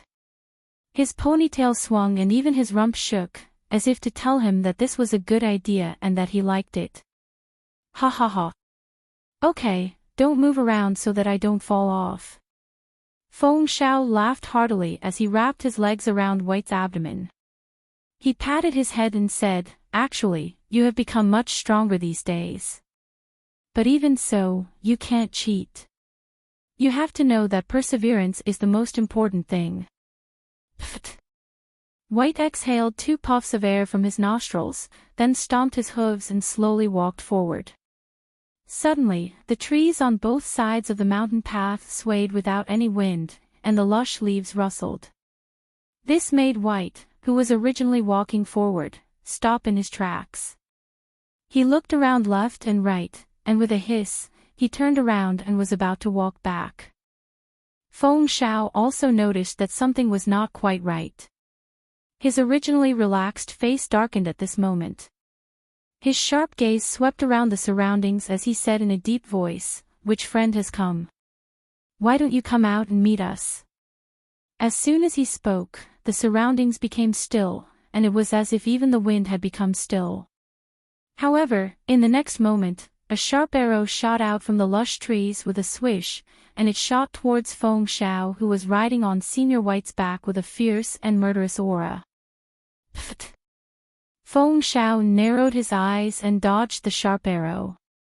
However, the second and third arrows came one after another with terrifying murderous intent. Pfft. Pfft. Clang. Clang. Chapter 309. Swoosh. The sharp arrow barely scratched his sleeve. It did not hurt his skin, but it tore his robe. The opponent's fierce killing intent made him not dare to be careless. He adjusted the Xian energy in his body, looked around, and entered a tense state to fight. After he swept away more than a dozen sharp arrows, 20 to 30 men in black rushed out. The leader was wearing a ghost mask, so people could not see his face clearly. However, the powerful aura on his body made Feng Shao vigilant and suspicious. This kind of strength was extremely rare even in the entire country of Glorious Sunday. It was not something that could be easily asked to move. Then, who was this person? Why did he want to assassinate him? The leading black-clothed man's murderous gaze landed on Feng Shao. He didn't say anything, but raised his hand and made a gesture. The surrounding black-clothed men rushed towards Feng Shao in an instant. Long swords containing sharp profound energy auras attacked Feng Shao. Sharp swords shot out from all around, emitting sharp killing intent. Streams of sword energy whistled through the air. Those men in black advanced and retreated in an orderly manner. Even when they attacked, some attacked and some defended. Obviously, they had received strict training. Clang! Feng Shao waved the big saber in his hand, and a biting cold saber aura attacked with a whoosh, cutting the surrounding black-clothed men, forcing them to retreat a little. He rode on Lao Bai's back and did not want to fight. After opening a path, he shouted in a deep voice, "Lao Bai! Let's go!" He reined in the horse and was about to run away. However, when he was about to turn around, 2 masked gray-robed old men suddenly appeared in the air and struck out with their palms with the force of thunder. In an instant, the wind from the palms of the 2 men cut through the air with a powerful sound of airflow. The aura of Xian energy that was visible to the naked eye filled their palms. They were so fast and fierce that Feng Shao did not have time to defend or dodge. He was knocked off Lao Bai's back. Bang bang. Puff. Feng Shao only felt a splitting pain in his chest, as if his internal organs were being torn apart. The pain seeped into his bones, causing him to spit out a mouthful of blood uncontrollably. His entire body also fell to the ground with a bang. Fresh blood splattered all over Senior White's snow-white fur, like bloody flowers blooming in the snow, dazzling and terrifying. Feng Shao, who had fallen to the ground, could not stop the momentum and rolled twice. Ignoring the severe pain in his body, he abruptly turned over and stood up. Unexpectedly, he spat out another mouthful of blood, and his whole body powerlessly fell to the ground. There were 20 to 30 black-clothed men around him. The leader of the group was strong, and the two gray-clothed old men who suddenly appeared were far stronger than him. They instantly analyzed the danger of his current situation. The disparity in strength between Feng Shuang and him was too great. There was no chance of victory. Seeing that the situation was very unfavorable for him, Feng Shao did not hesitate to take out a signal flare and shoot it into the sky. He only hoped that reinforcements could come before he was killed. Otherwise, he was afraid that today would be the day he died. Bang! The signal flares that were as gorgeous as fireworks bloomed in the sky like flowers. A single signal flare caused 1,000 ripples. Kill him! Almost at the same time that the signal flare was shot, the leader wearing a ghost mask instantly shouted. However, when that voice was heard, Feng Shao, who was on the ground, was shocked and looked up at him in disbelief.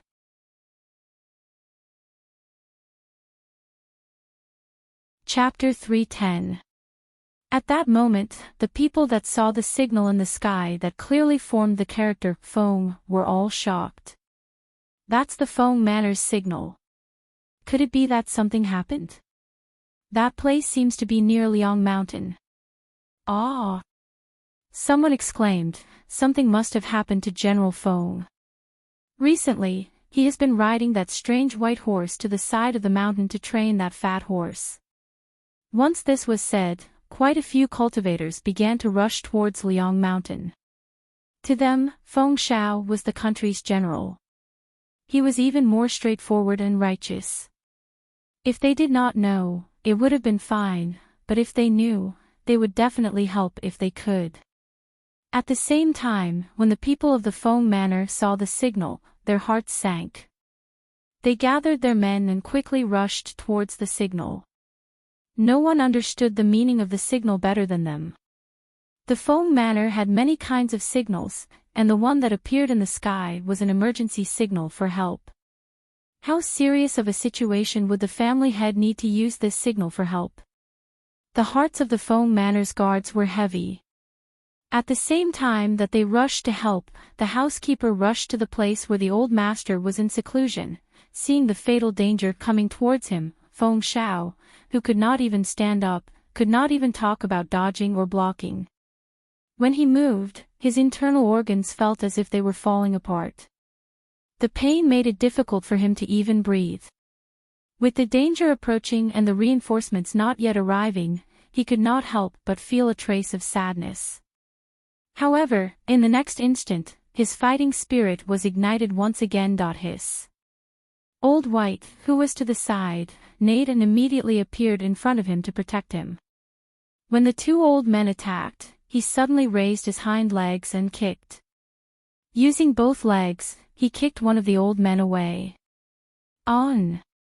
The old man that had been kicked by the horse's hooves staggered backwards. Because the horse's hooves used a lot of force, he could not even stand steadily. After retreating a few meters, he fell to the ground. Holding his chest that had been kicked, he stared with wide eyes. When he was first kicked, he only felt a strong force, but after a while, he felt as if there was a force spreading out from where he was kicked, causing the blood in his chest to rush to his throat and overflow from his mouth. Wiping away the blood at the corner of his mouth in disbelief, the old man's eyes widened as he stared at the strange horse guarding Feng Shao with astonishment and shock. The other old man also felt a trace of astonishment at this scene. The hand that was originally going to attack Feng Zhao's throat paused for a moment. In this moment, he saw that strange horse snort out 2 breaths from its nostrils, splashing up a cloud of dust and blurring his vision. In the haze, he saw the horse neighing, raising its front hooves and thrusting out. Bang! Ah!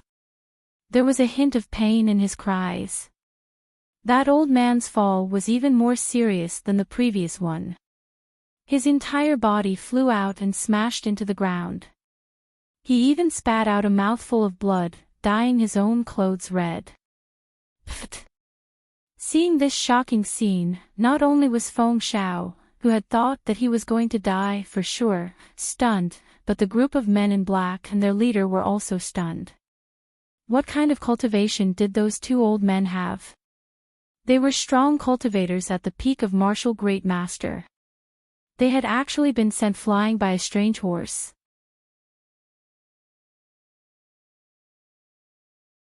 Chapter 3:11. His tiger eyes shot out raging flames as he looked towards the leader of the black-robed men and angrily said, "You want to kill me? It's not that easy." As soon as his voice fell, he waved the big saber in his hand, and a fierce saber aura with a strong murderous aura attacked the surrounding black-robed men.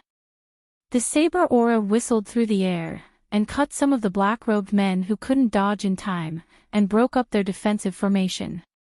He could still stand up after being injured by a peak martial great master.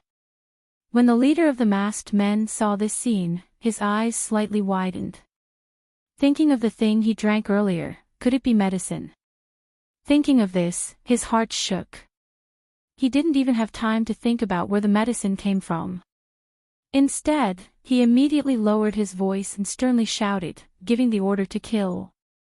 Kill him. Don't let him go back alive. Once his voice fell, the surrounding black-robed men quickly surrounded and attacked. Because of the surging profound energy on everyone's body, the sword aura and murderous aura intertwined, forming a low airflow in the air. Kill. Kill. Kill. Kill. Every shout contained an infinite amount of murderous aura. That sound shook the trees slightly and the sound reverberated in the air. Waves of murderous aura shot towards Feng Xiao, who was surrounded in the middle. The swift and fierce airflow caused small holes to appear on his casual clothes and traces of the smell of blood permeated the air. Ha ha ha ha. Feng Xiao took a big stride forward and stood perfectly straight. With one hand holding the large saber and the other clenched into a fist, he looked towards the sky and laughed out loud. The martial great master's aura from his laughter transformed into a visible airflow that rippled outwards like water. Those black-robed men held their heads and cried out miserably under the aura he released. Some of the sharp swords in their hands instantly fell to the ground, some rolled on the ground in pain, and some couldn't bear the pressure and started bleeding from their eyes and noses. Ah! Ah! Their screams were deafening and pierced through the sky, shocking everyone. The ear-splitting and vigorous laughter suddenly stopped. His tiger eyes shot out a sharp ray of light and his entire body emitted a strong and biting cold battle intent. The large saber in his hand, accompanied by the profound energy in his body, fiercely slashed towards the ground. His deep and vigorous voice was filled with anger as it fiercely roared out. "I'll show you what kind of person I, Feng Xiao, am. I'll show you what it means to hold back 10,000 men alone." Whoosh! Bang! Bang bang!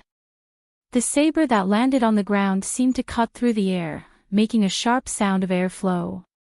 When it landed on the ground, the airflow collided with the ground, making a loud sound of airflow and leaving a deep saber mark on the ground. That stream of air continued forward, splitting the men in black into two. In an instant, the thick smell of blood permeated the air. However, before everyone could react, he counterattacked with the large saber in his hand, and his entire body emitted an iron-blooded murderous aura. It was a bloodthirsty and ruthless aura that had been accumulated on the battlefield, and it was the shocking murderous aura of a true iron-blooded warrior. At this moment, Feng Xiao was so ferocious that it made one's heart tremble. He was like an Asura as he waved the large saber in his hand, reaping lives. When the large saber fell, it was accompanied by a fierce roar, followed by the shrill screams of the other party. Ah!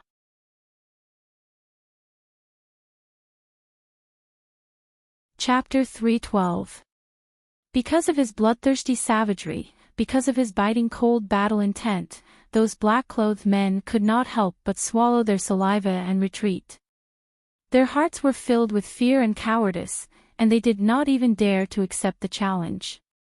When the leader of the masked men saw the men in black retreating in fear, he shouted angrily, "Those who retreat will be killed without mercy." As soon as he said this, even though they were terrified, they had no choice but to fight.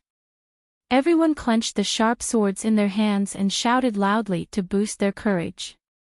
Clang! Whoosh! Whoosh whoosh whoosh! Ah! The sound of swords clashing rang in the air along with the sharp sound of air currents.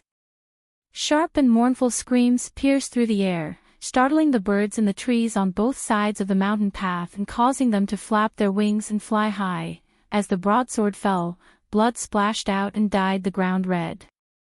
As Feng Shao fought, more and more corpses appeared on the ground.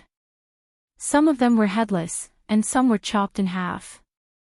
The fear on the faces of the black-clothed men before they died was still on their faces. Their eyes were wide open in fear, and they could not close their eyes even when they died. Blood dyed Feng Shao's robe red. There was his blood, and there was also the blood of the men in black. At this moment, he indeed proved what he had said before. One man can hold the pass against 10,000 men. Every single one of the black-clothed men who stepped forward died under his saber. The masked man could not help but sigh inwardly when he saw such powerful combat strength. Feng Shao was indeed worthy of the title of General of the Kingdom. But even so, time was ticking away. If his reinforcements arrived, it would be even more impossible for him to kill him. Thinking of this, killing intent flashed in his eyes. He raised the sleeve arrow in his hand and aimed at the figure in the battle.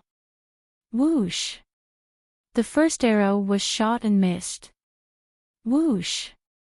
The second arrow was shot and grazed his shoulder, but it still didn't hit a vital point. Just as he was about to shoot the third arrow, the two old men who had been slowed down by Lao Bai's kick stood up angrily. They stared at the white horse that was helping Feng Shao fight and wanted nothing more than to go forward and kill it. However, after the previous scene, they knew that this white horse with a pair of dragon horns was a spiritual beast. Moreover, it was a rare spiritual beast. Therefore, they didn't want to kill it. Instead, they wanted to tame this spiritual beast after killing Feng Shao. Stand down. We'll kill Feng Shao, the two old men said in unison. They raised their hands and motioned for the remaining men in black to stand down. After all, the difference in strength was too great. If they went forward to kill Feng Shao, they would only be killed. After all, they knew that Feng Shao wasn't an ordinary person. Almost immediately after hearing the two old men's words, the remaining 7 to 8 black-clothed men couldn't help but inwardly sigh in relief. Seeing that their masters didn't say anything, they secretly retreated.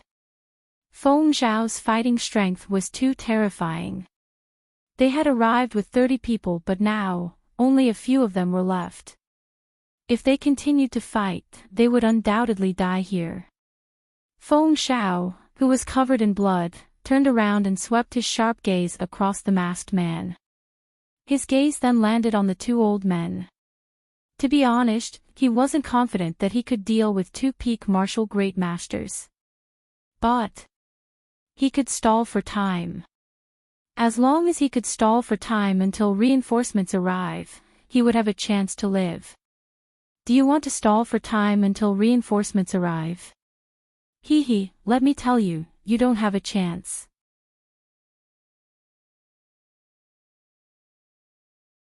Chapter 313. As soon as the pressure of a peak martial great master was released, Feng Shao, who had already suffered internal injuries, felt the blood in his heart surge towards his throat. He only felt a slight saltiness in his mouth as the taste of blood spread in his mouth, but he forcefully suppressed it. At this moment, the two old men's palms were filled with profound energy as they charged towards him.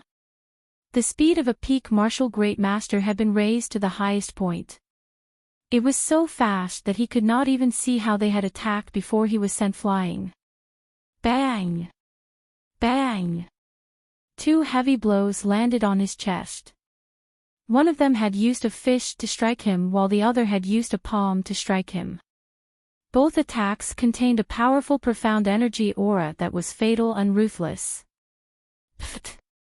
Feng Xiao let out a muffled groan as blood spurted from his mouth. As he was sent flying, he felt an unbearable pain in his chest. While he was in a daze, the two old men's figures charged towards him once again. He only felt the wind from their palms striking towards the top of his head. Hiss! Lao Bai hissed angrily.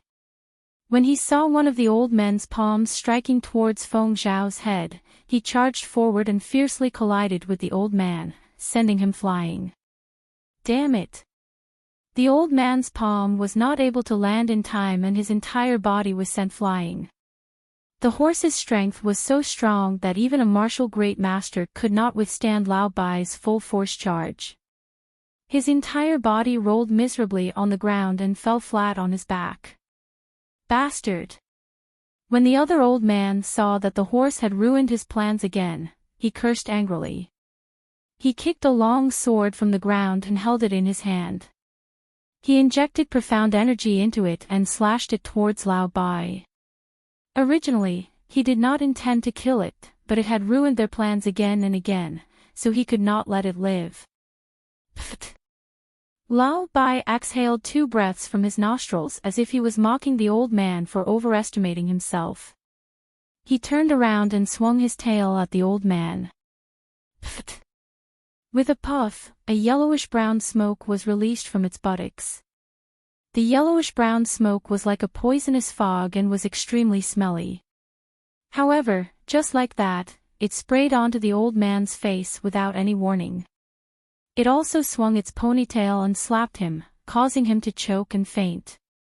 When they saw this scene, the remaining men in black and the masked man in the lead all took a step back in shock, avoiding the yellowish-brown smell that permeated the air. It was also at this moment that the masked man in the lead saw Lao Bai cry out and lie down on the ground. He carried the heavily injured and dying Feng Xiao on his back and ran back. Seeing this, he reacted instantly. He raised his hand and aimed the sleeve arrow at Feng Xiao's back. With a flash of murderous intent in his eyes, the sleeve arrow shot out fiercely without hesitation. Swish! Ah! Feng Xiao, who was already on the verge of death, cried out in pain. A short sleeve arrow was stuck in his back, and his blood turned from red to black. He, who was originally able to sit up, was now lying on Lao Bai's back, allowing him to gallop all the way back. The masked man, who was about to chase after them, faintly heard the arrival of reinforcements. He immediately shouted in a low voice, "Retreat!" As he led the rest of the men to retreat quickly, he looked back unwillingly. Although he did not see Lao Bai die with his own eyes, he had suffered 2 palm strikes from 2 peak martial eminent realm experts and was even hit by his poisoned sleeve arrow. Even if the Daluo immortal came, he would not be able to save him. When he thought of this, he finally felt relieved. He quickly retreated and disappeared into the mountain path. Feng Xiao.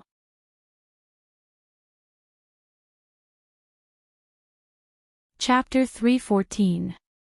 Hiss! Lao Bai excitedly hissed when he saw the old man appear. No one knew how afraid he was that Feng Xiao would die like this. If he really died like this, wouldn't his master die of grief? In the blink of an eye, the old man came to Lao Bai's side. He looked at his son, who had lost consciousness, with a poisoned sleeve arrow in his back and black blood oozing out. His heart trembled slightly. He carried him from Lao Bai's back, took out an antidote with trembling hands and forced it into his son's mouth. Leave a team to search. The rest of you, follow me back to the manor. After saying this, he carried Feng Xiao and quickly rushed back to the Feng manor. At the same time, Fengzhou, who was cultivating in the origin space, suddenly felt uneasy. A feeling of panic took over her heart. Her heart thumped violently as if something bad had happened, making her unable to calm down and cultivate. Thus, she lightly exhaled and flashed out of the origin space. Just as she opened the door, she saw Ling Shuang's expression change as he hurriedly ran in. "Master, something happened at home." Hearing this, Fengjiu's heart sank. She said, "I'll go back first. You follow me." With that, she had already rushed out. When everyone in Yunhua City saw the old master Feng carrying an unconscious Feng Xiao with an arrow in his back, the entire Yunhua City was in an uproar. It can't be. It really is Feng Xiao. Who is so daring to assassinate him? He's a martial ancestor. Hiss. It looks like his injuries are not light. There's an arrow in his back. The situation doesn't look good. Everyone discussed in low voices. They didn't expect someone to be able to injure Feng Xiao to this extent. Furthermore, it was in Yunhua City. It could be said that when they saw the scene of Feng Xiao being injured, some of the family heads began to speculate. When old Master Feng carried Feng Xiao back to the manor, the entire Feng manor was in a state of worry and unease. The doctors in the manor were immediately brought to Feng Xiao's courtyard for an examination. Feng Xiao's courtyard was surrounded by a circle of guards, and they were all on high alert. Old master, I'm afraid the patriarch is. After the doctor in the manor took the pulse, he was shocked. His face was pale as he knelt down. Even his words were trembling and he was unable to speak properly. Seeing this scene, the old man's heart sank. He tried his best to calm the panic and worry in his heart. His old voice was slightly deep as he said, "If you have something to say, say it. How is he doing? Not only is the patriarch poisoned, but his internal injuries are also very serious. His sternum has been shattered, and there is blood on his chest. I'm afraid he's doomed." After saying this, the doctor lowered his head, not daring to look at the old man's expression. He said in a low voice, "Also, the arrow in the patriarch's back cannot be pulled out. If it is pulled out, the patriarch will definitely die on the spot." Hearing this, the old man felt like the world was spinning. His entire body swayed. Luckily, Ling Hua supported him, so he did not fall down. "Grandfather, how is foster father?" Guan Shilin's deep and hurried voice came from outside. Following that voice, the door was pushed open, and he quickly walked in from outside. "You can leave first."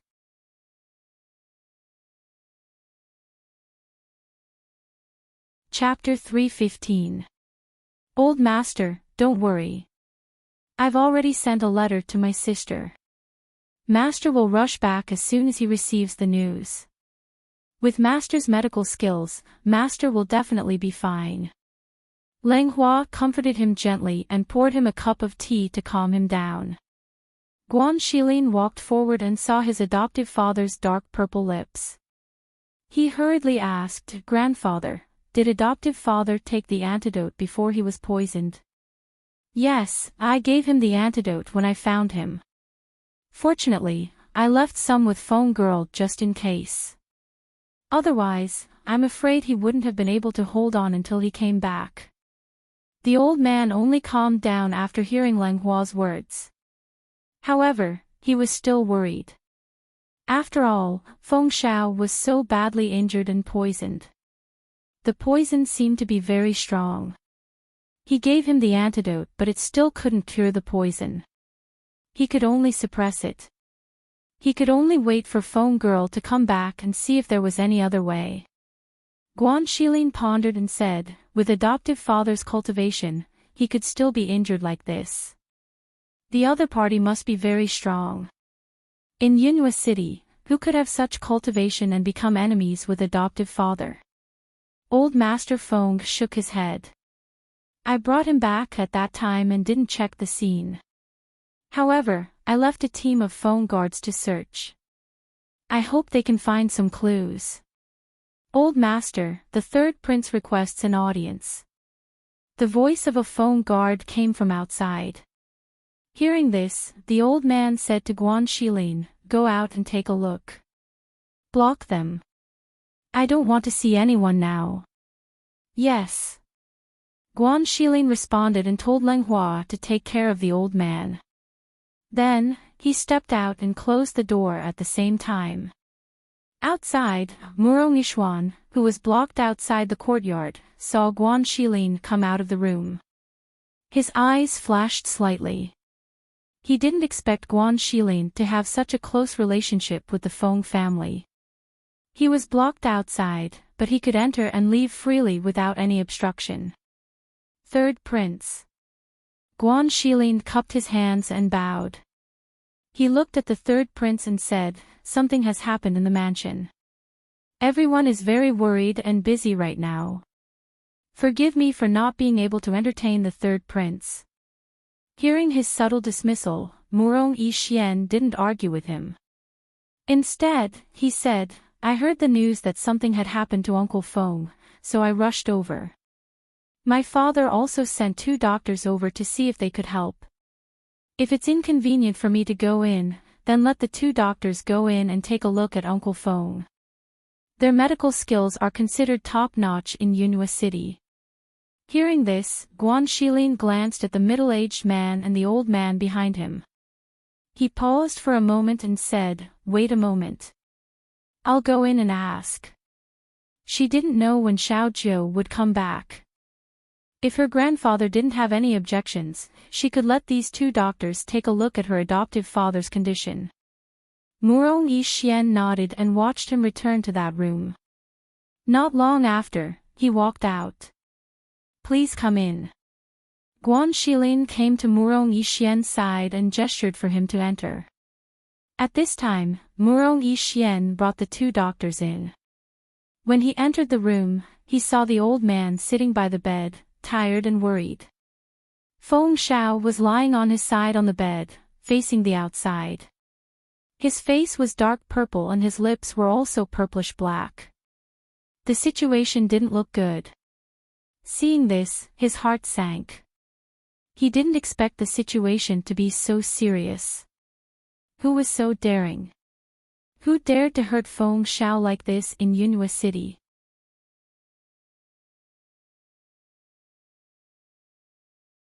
Chapter 316. When the 2 doctors came forward, he bowed in front of the old man and asked, "Grandfather Feng, have you found out who did this?" The old man shook his head and sighed, "No. At that time, I was only focused on bringing Feng Xiao back and did not go to check. Now that he is unconscious and his life is hanging by a thread, how could I have the mind to investigate this? Grandfather Feng, don't worry too much. Uncle Xiao is blessed by the heavens. Nothing will happen to him." He comforted him warmly and looked at the 2 doctors who had retreated after taking his pulse. Seeing that their expressions were grave, he asked, "How is it?" The 2 doctors looked at each other, bowed to them, and said, replying to the third prince, "Old master, General Feng's injuries are too serious, and there is a blood clot in his chest. There is also a strong poison in his body, and we are afraid. We are not skilled enough to treat him." Murong Yixian heard this and frowned, asking, "Is there no other way?" The 2 doctors pondered and paused for a while, saying, "If we can find the ghost doctor, perhaps there is a chance of survival. However, that ghost doctor is elusive and we don't know where he is. Even if we find him, he is too far away to put out a nearby fire." The patriarch had already heard about it from the physicians in the manor. Now that he heard the 2 of them say this, he was mentally prepared and didn't feel too shocked. However, his mournful expression still made people's hearts clench. "Since there is no way to treat him, please go back. My adoptive father's current state makes it inconvenient for the manor to receive guests. Third Prince, please express our thanks to the monarch." As Guan Shilin spoke, he gestured for the 3 of them to leave. Murong Yixian glanced at Guan Shilin then said to the old man, "Grandfather Feng, then I will go back first. I will send people to inquire about the ghost doctor's whereabouts." If there is any news, I will immediately send someone to invite him over. You are considerate. The old man nodded and bowed to the three of them before leaving. After leaving the Feng Manor, Murong Yixian had the two doctors report back first. He then went to the black market to inquire about the ghost doctor's whereabouts. If the ghost doctor had already returned to Yunyu City, perhaps Uncle Xiao would have a chance to live. However, on the way to the black market, he saw people from the black market rushing towards the Feng Manor. Seeing this, he paused and turned around to glance at the figure before following them to the Feng Manor. As for the imperial palace, the monarch was asking, "How is Feng Zhao's condition?" "Monarch, General Feng's condition is not good. Not only are his internal injuries, he has also been poisoned. There should be medicine to suppress the poison." Chapter 317. Eldest Miss. The guards knelt down on one knee and saluted her respectfully. Fengjiu glanced at the guards around the courtyard and ordered, "Don't let anyone near this courtyard without my permission." As soon as she finished speaking, she stepped inside. "Yes." The guards replied. They only stood up after she entered the courtyard. The people in the room quickly came out to greet her when they heard the noise outside. When the old man saw her, he almost cried. Little Feng, you're finally back." Your father, his strong front in front of outsiders finally collapsed the moment he saw his family, revealing the worry and fear that he had been suppressing. His voice was choked with sobs and his old eyes were slightly red, with faint tears welling up in his eyes. Fengjiu strode forward to support him and said guiltily, "Grandfather, it's little Feng's fault. She came back so late." "No, it's good that you're back. Little Feng, quickly go in and see your father." The old man wiped the tears from the corners of his eyes and pulled her into the room. After entering the room, Fengjiu quickly walked into the inner room. When she saw Feng Xiao lying on the bed, her expression changed slightly. She strode forward to the bedside and quickly examined him. The more she examined him, the more shocked she became. Seeing her serious expression, the old man, who was supported by Guan Shilin, couldn't help but ask worriedly, "How is he? Can he still be saved?" When he asked this, his heart was trembling. He was afraid that in the end, it would really be the white-haired person who would send the black-haired person away.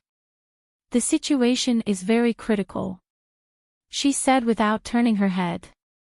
She took out a tool from her space and said, "Brother, come and help me. I have to take out the hidden arrow first." "Okay." Guan Shilin responded and quickly stepped forward. "Lang Hua, bring me a basin of water." "Yes." Lang Hua responded and quickly turned around to leave. Not long after, he came back with a basin of water. The old man couldn't help, so he could only watch anxiously from the side. Fengjiu first washed her hands, then tore her father's clothes from the back. She looked at the arrow in the sleeve and frowned. This was a barbed arrow. If it was pulled out directly, it would definitely pull out a large piece of flesh and blood. If the bleeding couldn't be stopped, the situation would be even more serious.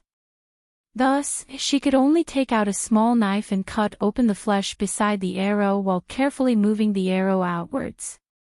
Fresh blood gushed out, tinged with black spots.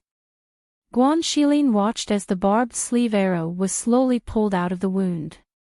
When she finally pulled it out, she sprinkled the hemostatic medicine she had prepared on the wound. It took her a whole bottle of hemostatic medicine to stop the bleeding. Fengjiu simply bandaged the wound on her back. She picked out a sharp and small weapon that looked like a steel pipe from the tools and ordered, "Lay him flat and cut open the front of his clothes." Guan Shilin did as he was told. As soon as he retreated, he saw her immediately stab the sharp weapon in her hand towards Feng Zhao's chest. When he saw this scene, he was shocked and almost cried out involuntarily. A stream of blood spurted out from the steel pipe and splashed onto Fingzhou's body like a pillar of blood. She used her spiritual power to press it against her father's chest. When she saw that her father's mouth was also bleeding, she pressed down on the place where the steel pipe had pierced his chest. She nimbly pulled out the steel pipe and quickly treated the wound.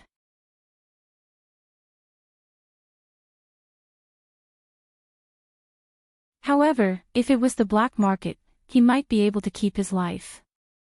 After all, the black market in Yunhua City was only a small branch.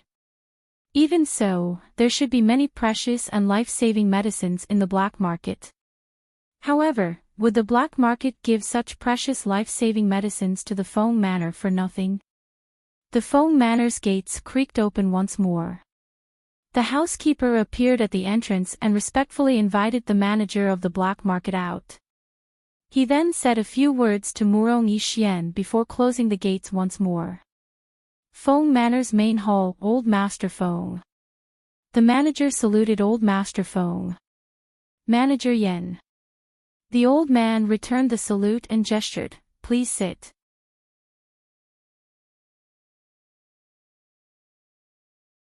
Chapter 319. Hearing this, the old man hurriedly said gratefully, "Thank you so much, Steward Yen. This is really timely help. Regardless of whether my son can survive this disaster or not, I will bring gifts to thank you another day." "Old man, you're too polite." Steward Yen smiled and handed 2 bottles of medicine to him, saying, "One of these is for internal injuries, and the other is for antidotes. Old man, quickly take these and give them to General Feng. I won't stay any longer. Goodbye." He cupped his hands and turned to leave. The old man hurriedly asked the steward to send him out, and he took the medicine to Feng Zhao's courtyard. When he came back to the room, it seemed to have been cleaned up. On the bed, Feng Zhao's blood-stained robe had been changed by Guan Shilin and Leng Hua. Perhaps because the blood in her chest had been released, although she was still unconscious, her breathing was not as weak as before. "Feng girl, how is your father? Is his life in danger?" The old man came to Fingzhou's side and asked worriedly. Fingzhou took a sip of the hot tea Leng Hua brought over. After taking a breath, she said, "Grandfather, don't worry. He's not in danger at the moment. However, whether he can escape danger or not depends on whether he has a fever tonight. If the fever doesn't subside, then his life may be in danger. Then what if he really has a high fever?" The old man's face was slightly pale, and he felt his heart tighten. "I'll stay here tonight," she said gently and comforted him. "Grandfather, don't worry too much. It'll be fine." Hearing her say this, the old man didn't say anything even though he was worried. Instead, he took out the 2 bottles of medicine and handed them to her. "This is from the black market steward Yen. 1 bottle is for internal injuries, and the other bottle is for antidotes. Can they be used?" Fengzhou shook her head. "I've already given my father the antidote pill and the 9 turns inner pill. The effect is much stronger than the medicine. He doesn't need to take any other medicine now. Grandfather, keep these 2 bottles of medicine." Guan Shilin saw that her clothes were still stained with blood and said, "Xiao Zhou, I'll keep watch here. Go back and change your clothes first." "All right, little Feng, go back and wash up first. We'll keep watch here." The old man looked at her tired expression and said with pity, "You must have rushed back as soon as you heard the news. It took less than 2 hours to get here from Peach Blossom Cove. In addition, you also treated your father. You must be exhausted. Take a bath and rest before coming back. I'm afraid I can't leave you here at night." "Okay, I'll come over here to rest for a while." She smiled and got up to walk out. Then, she paused and said, "Grandpa, don't make a fuss about my return. I'll come back later and tell you in detail about the attack on father." The old master nodded and said, "Grandfather knows. I've already instructed them. You don't have to worry. Hearing this, Fengzhou headed back to his courtyard, in the imperial palace. What? You're saying that the black market steward sent medicine to Feng Xiao? Murongbo's heart tightened when he heard this in the main hall. He didn't even feel that his voice was a bit louder. Murong Yixian, who was standing in the middle of the hall, was slightly surprised when he saw this. He glanced at his lord father and nodded. This son has asked Manager Yen. He said that he was entrusted by the ghost doctor before she left to take care of the Feng family. Murongbo steadied his emotions and asked, then is Feng Xiao out of danger now? Son doesn't know because I can't enter.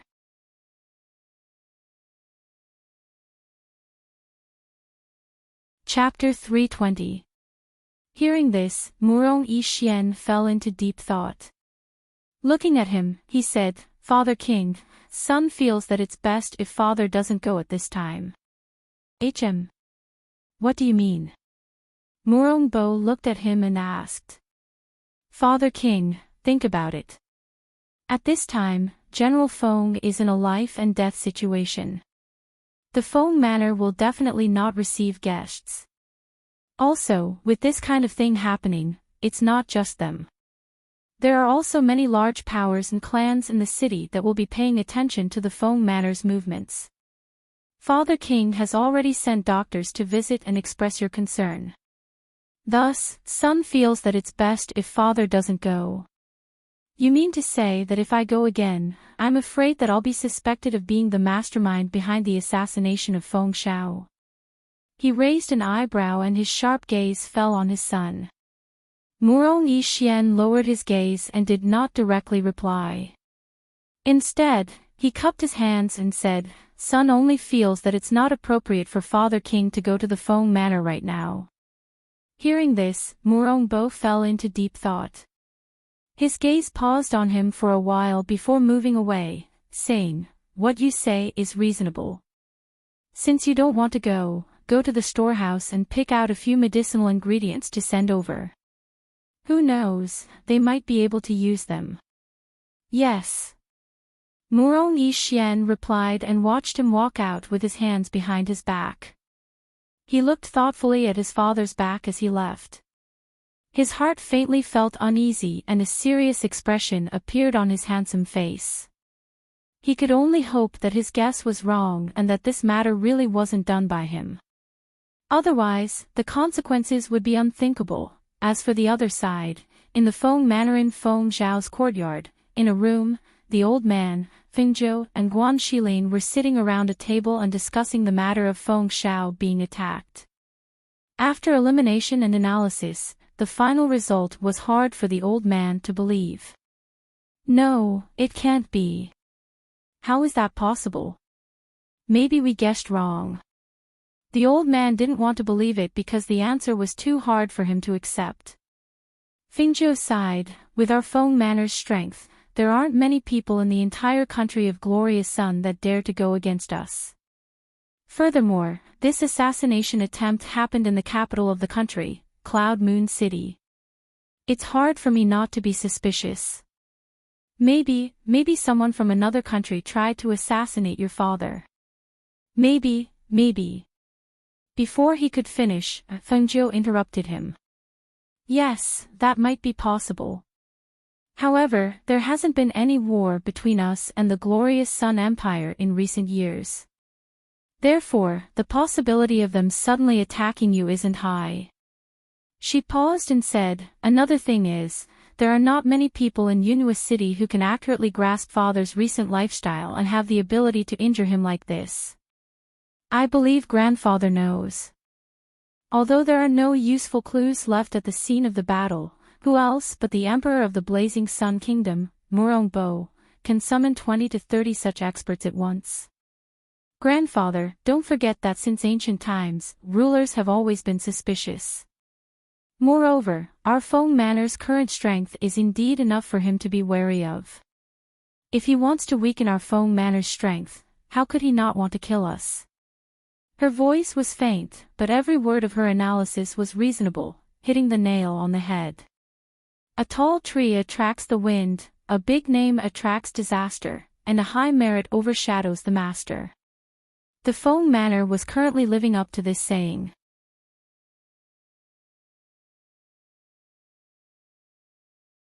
Chapter 321. When your father wakes up, if the person who assassinated him is really the monarch, then we'll hand over our power. Hearing this, Fengjiu raised his eyebrows. He was a little surprised that he thought of handing over power. Seeming to see her confusion, the old man sighed and explained, "Back then, your great-grandfather left a will. If the next generation really comes and wants to kill the Foam family, then it's time for us to hand over our power and go into seclusion. Your great-grandfather and the monarch's grandfather were life and death friends. He left a message that the descendants of the Foam family should not be enemies with the Murong family. If he wants to kill us, then we won't fight back." She frowned slightly. She disagreed. Your great-grandfather is naturally not that kind of foolish person. He once said that he can only do it once, but not twice. If he is not willing to give up after retreating, then there is no need to care about the old relationship. Therefore, when your father wakes up, if it is really as you said, then we will hand over the power as a sign of concession. Speaking of this, he sighed, "I only hope that we guessed wrong. If it's true, then it's too disappointing." Fengjiu was silent for a long time. Then he said, "Grandfather, no matter what, we have to wait until father is out of danger. You're tired today. Go back and rest. My brother and I will guard here." "Yes, grandfather. We'll guard here," Guan Shilin said and said to Leng Hua beside him, "Help the old man back to rest." "Yes." Leng Hua responded and stepped forward to hold the old man's hand. He said softly, "Old man, let me take you back to rest." "Okay, then I'll go back and rest. I'll come back later." The old man stood up and said, "I was cultivating in seclusion. I was almost able to break through, but I didn't expect this to happen." Hearing this, Fengjiu smiled and said, "Although grandfather hasn't broken through the Martial Grandmaster Peak and entered the Martial Emperor realm, at least he has entered the Martial Grandmaster Peak Stage 3 of the Black Realm. This kind of strength may be the best for now." The old man nodded, "That's right. Now that something like this has happened to our mansion, if I were to break through to become a Martial Emperor at this time, I'm afraid." Sigh. "Let's talk about it later." He sighed and walked out. That night, Fengjiu stayed by Feng Zhao's side. Just as she was worried, he was indeed burning up because of his wounds. Fortunately, she was prepared. While helping him reduce his fever, she also changed the dressing on his wounds. Finally, his body temperature returned to normal in the second half of the night. "Xiao Jiu, Godfather's temperature has returned to normal. You should rest for a while." He poured a glass of water for her. Seeing that she had been busy in front of the bed all night without stopping, he couldn't help but feel a little distressed. She was only 16 years old, but she had already shouldered the entire Foam Manor's burden. She had to treat her father's illness, take good care of her grandfather, stabilize the entire Foam Manor, and prevent the country's ruler from taking action against the Foam Manor. Even he felt distressed seeing her like this. She sat down by the bed and helped her father pull up the blanket. Although his body temperature has dropped, his internal injuries are extremely serious. The poison in his body hasn't been completely removed. I don't know if he can wake up tomorrow.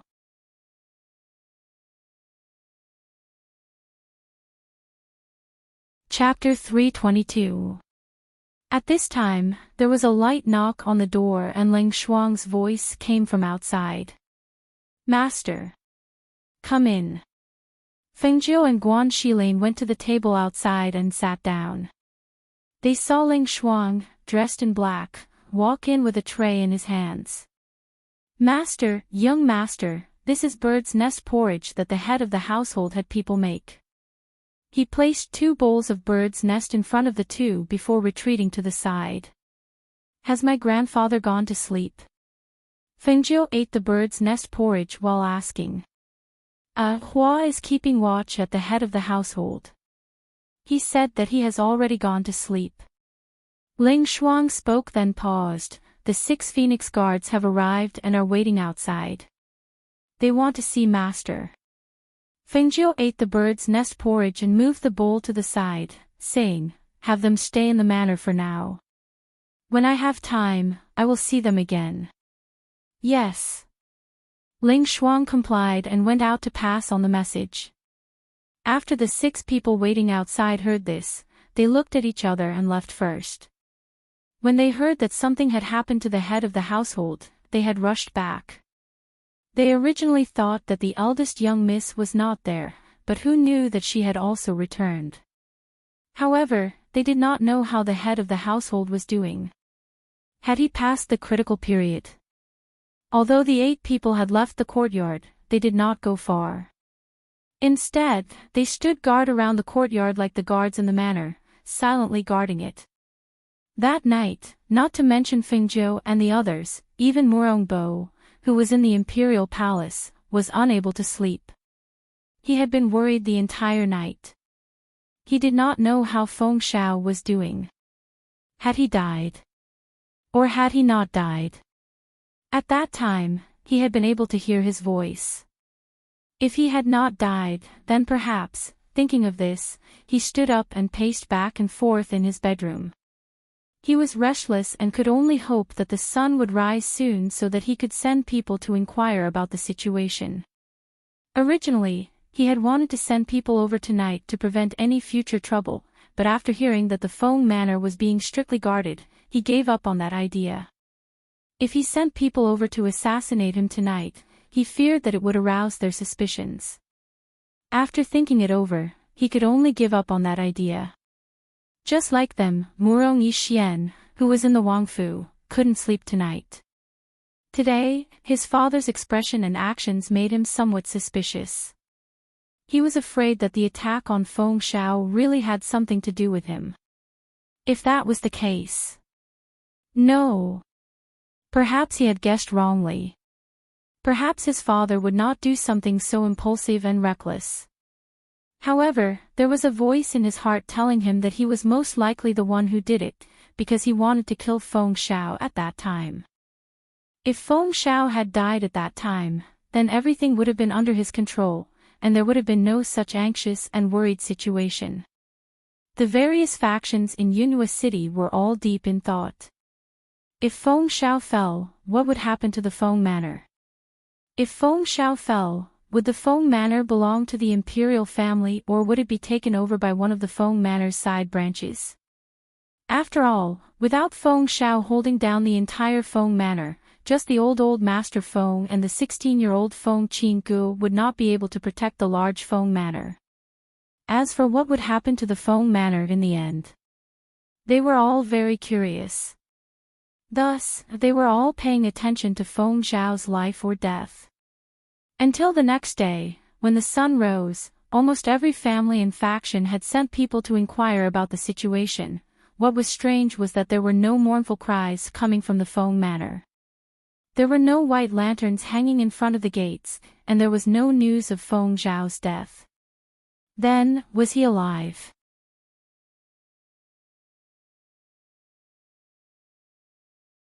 Chapter 323. Almost everyone was craning their necks to look at the Feng Manor, hoping that some news would come out.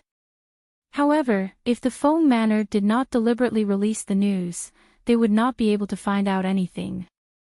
This was because the Feng Manor's guards, servants, and male servants were all carefully selected. Apparently, the servants and male servants were separated into the inner and outer courtyards. The people from the outer courtyards were not allowed to set foot in the inner courtyards. They could only wait in the front areas. Because of this, if they wanted to find out about the Feng Manor, they really needed to release the news. Otherwise, they would have worked for nothing. However, the matter of Feng Xiao being attacked was known by the entire city. There were also doctors who said that he would not live past last night. Then, regardless of whether he was alive or dead, the Feng Manor should have released some news. That was why they only needed to wait for the news to be released. However, this news was not released until noon. What? Feng Xiao did not die, but fell into a coma and became a living corpse. What is the difference between that and death? Yes, he didn't die. I heard that the medicine from the black market saved his life. However, due to the poison seeping into his internal organs and his sternum being shattered, he fell into a coma. I heard that there's no chance of him waking up. Hearing this, one person asked, "Is this true or false?" If he really became a living corpse, then it would be better to just die. Isn't that so? Say, he is a mighty general and a martial ancestor expert. Now that he has become like this, it really is a fate worse than death. Another person sighed and shook his head regretfully. Ah. If General Feng falls, I'm afraid that the Feng Manor will. Another person heard this and laughed, saying, "What happens to the Feng Manor has nothing to do with us.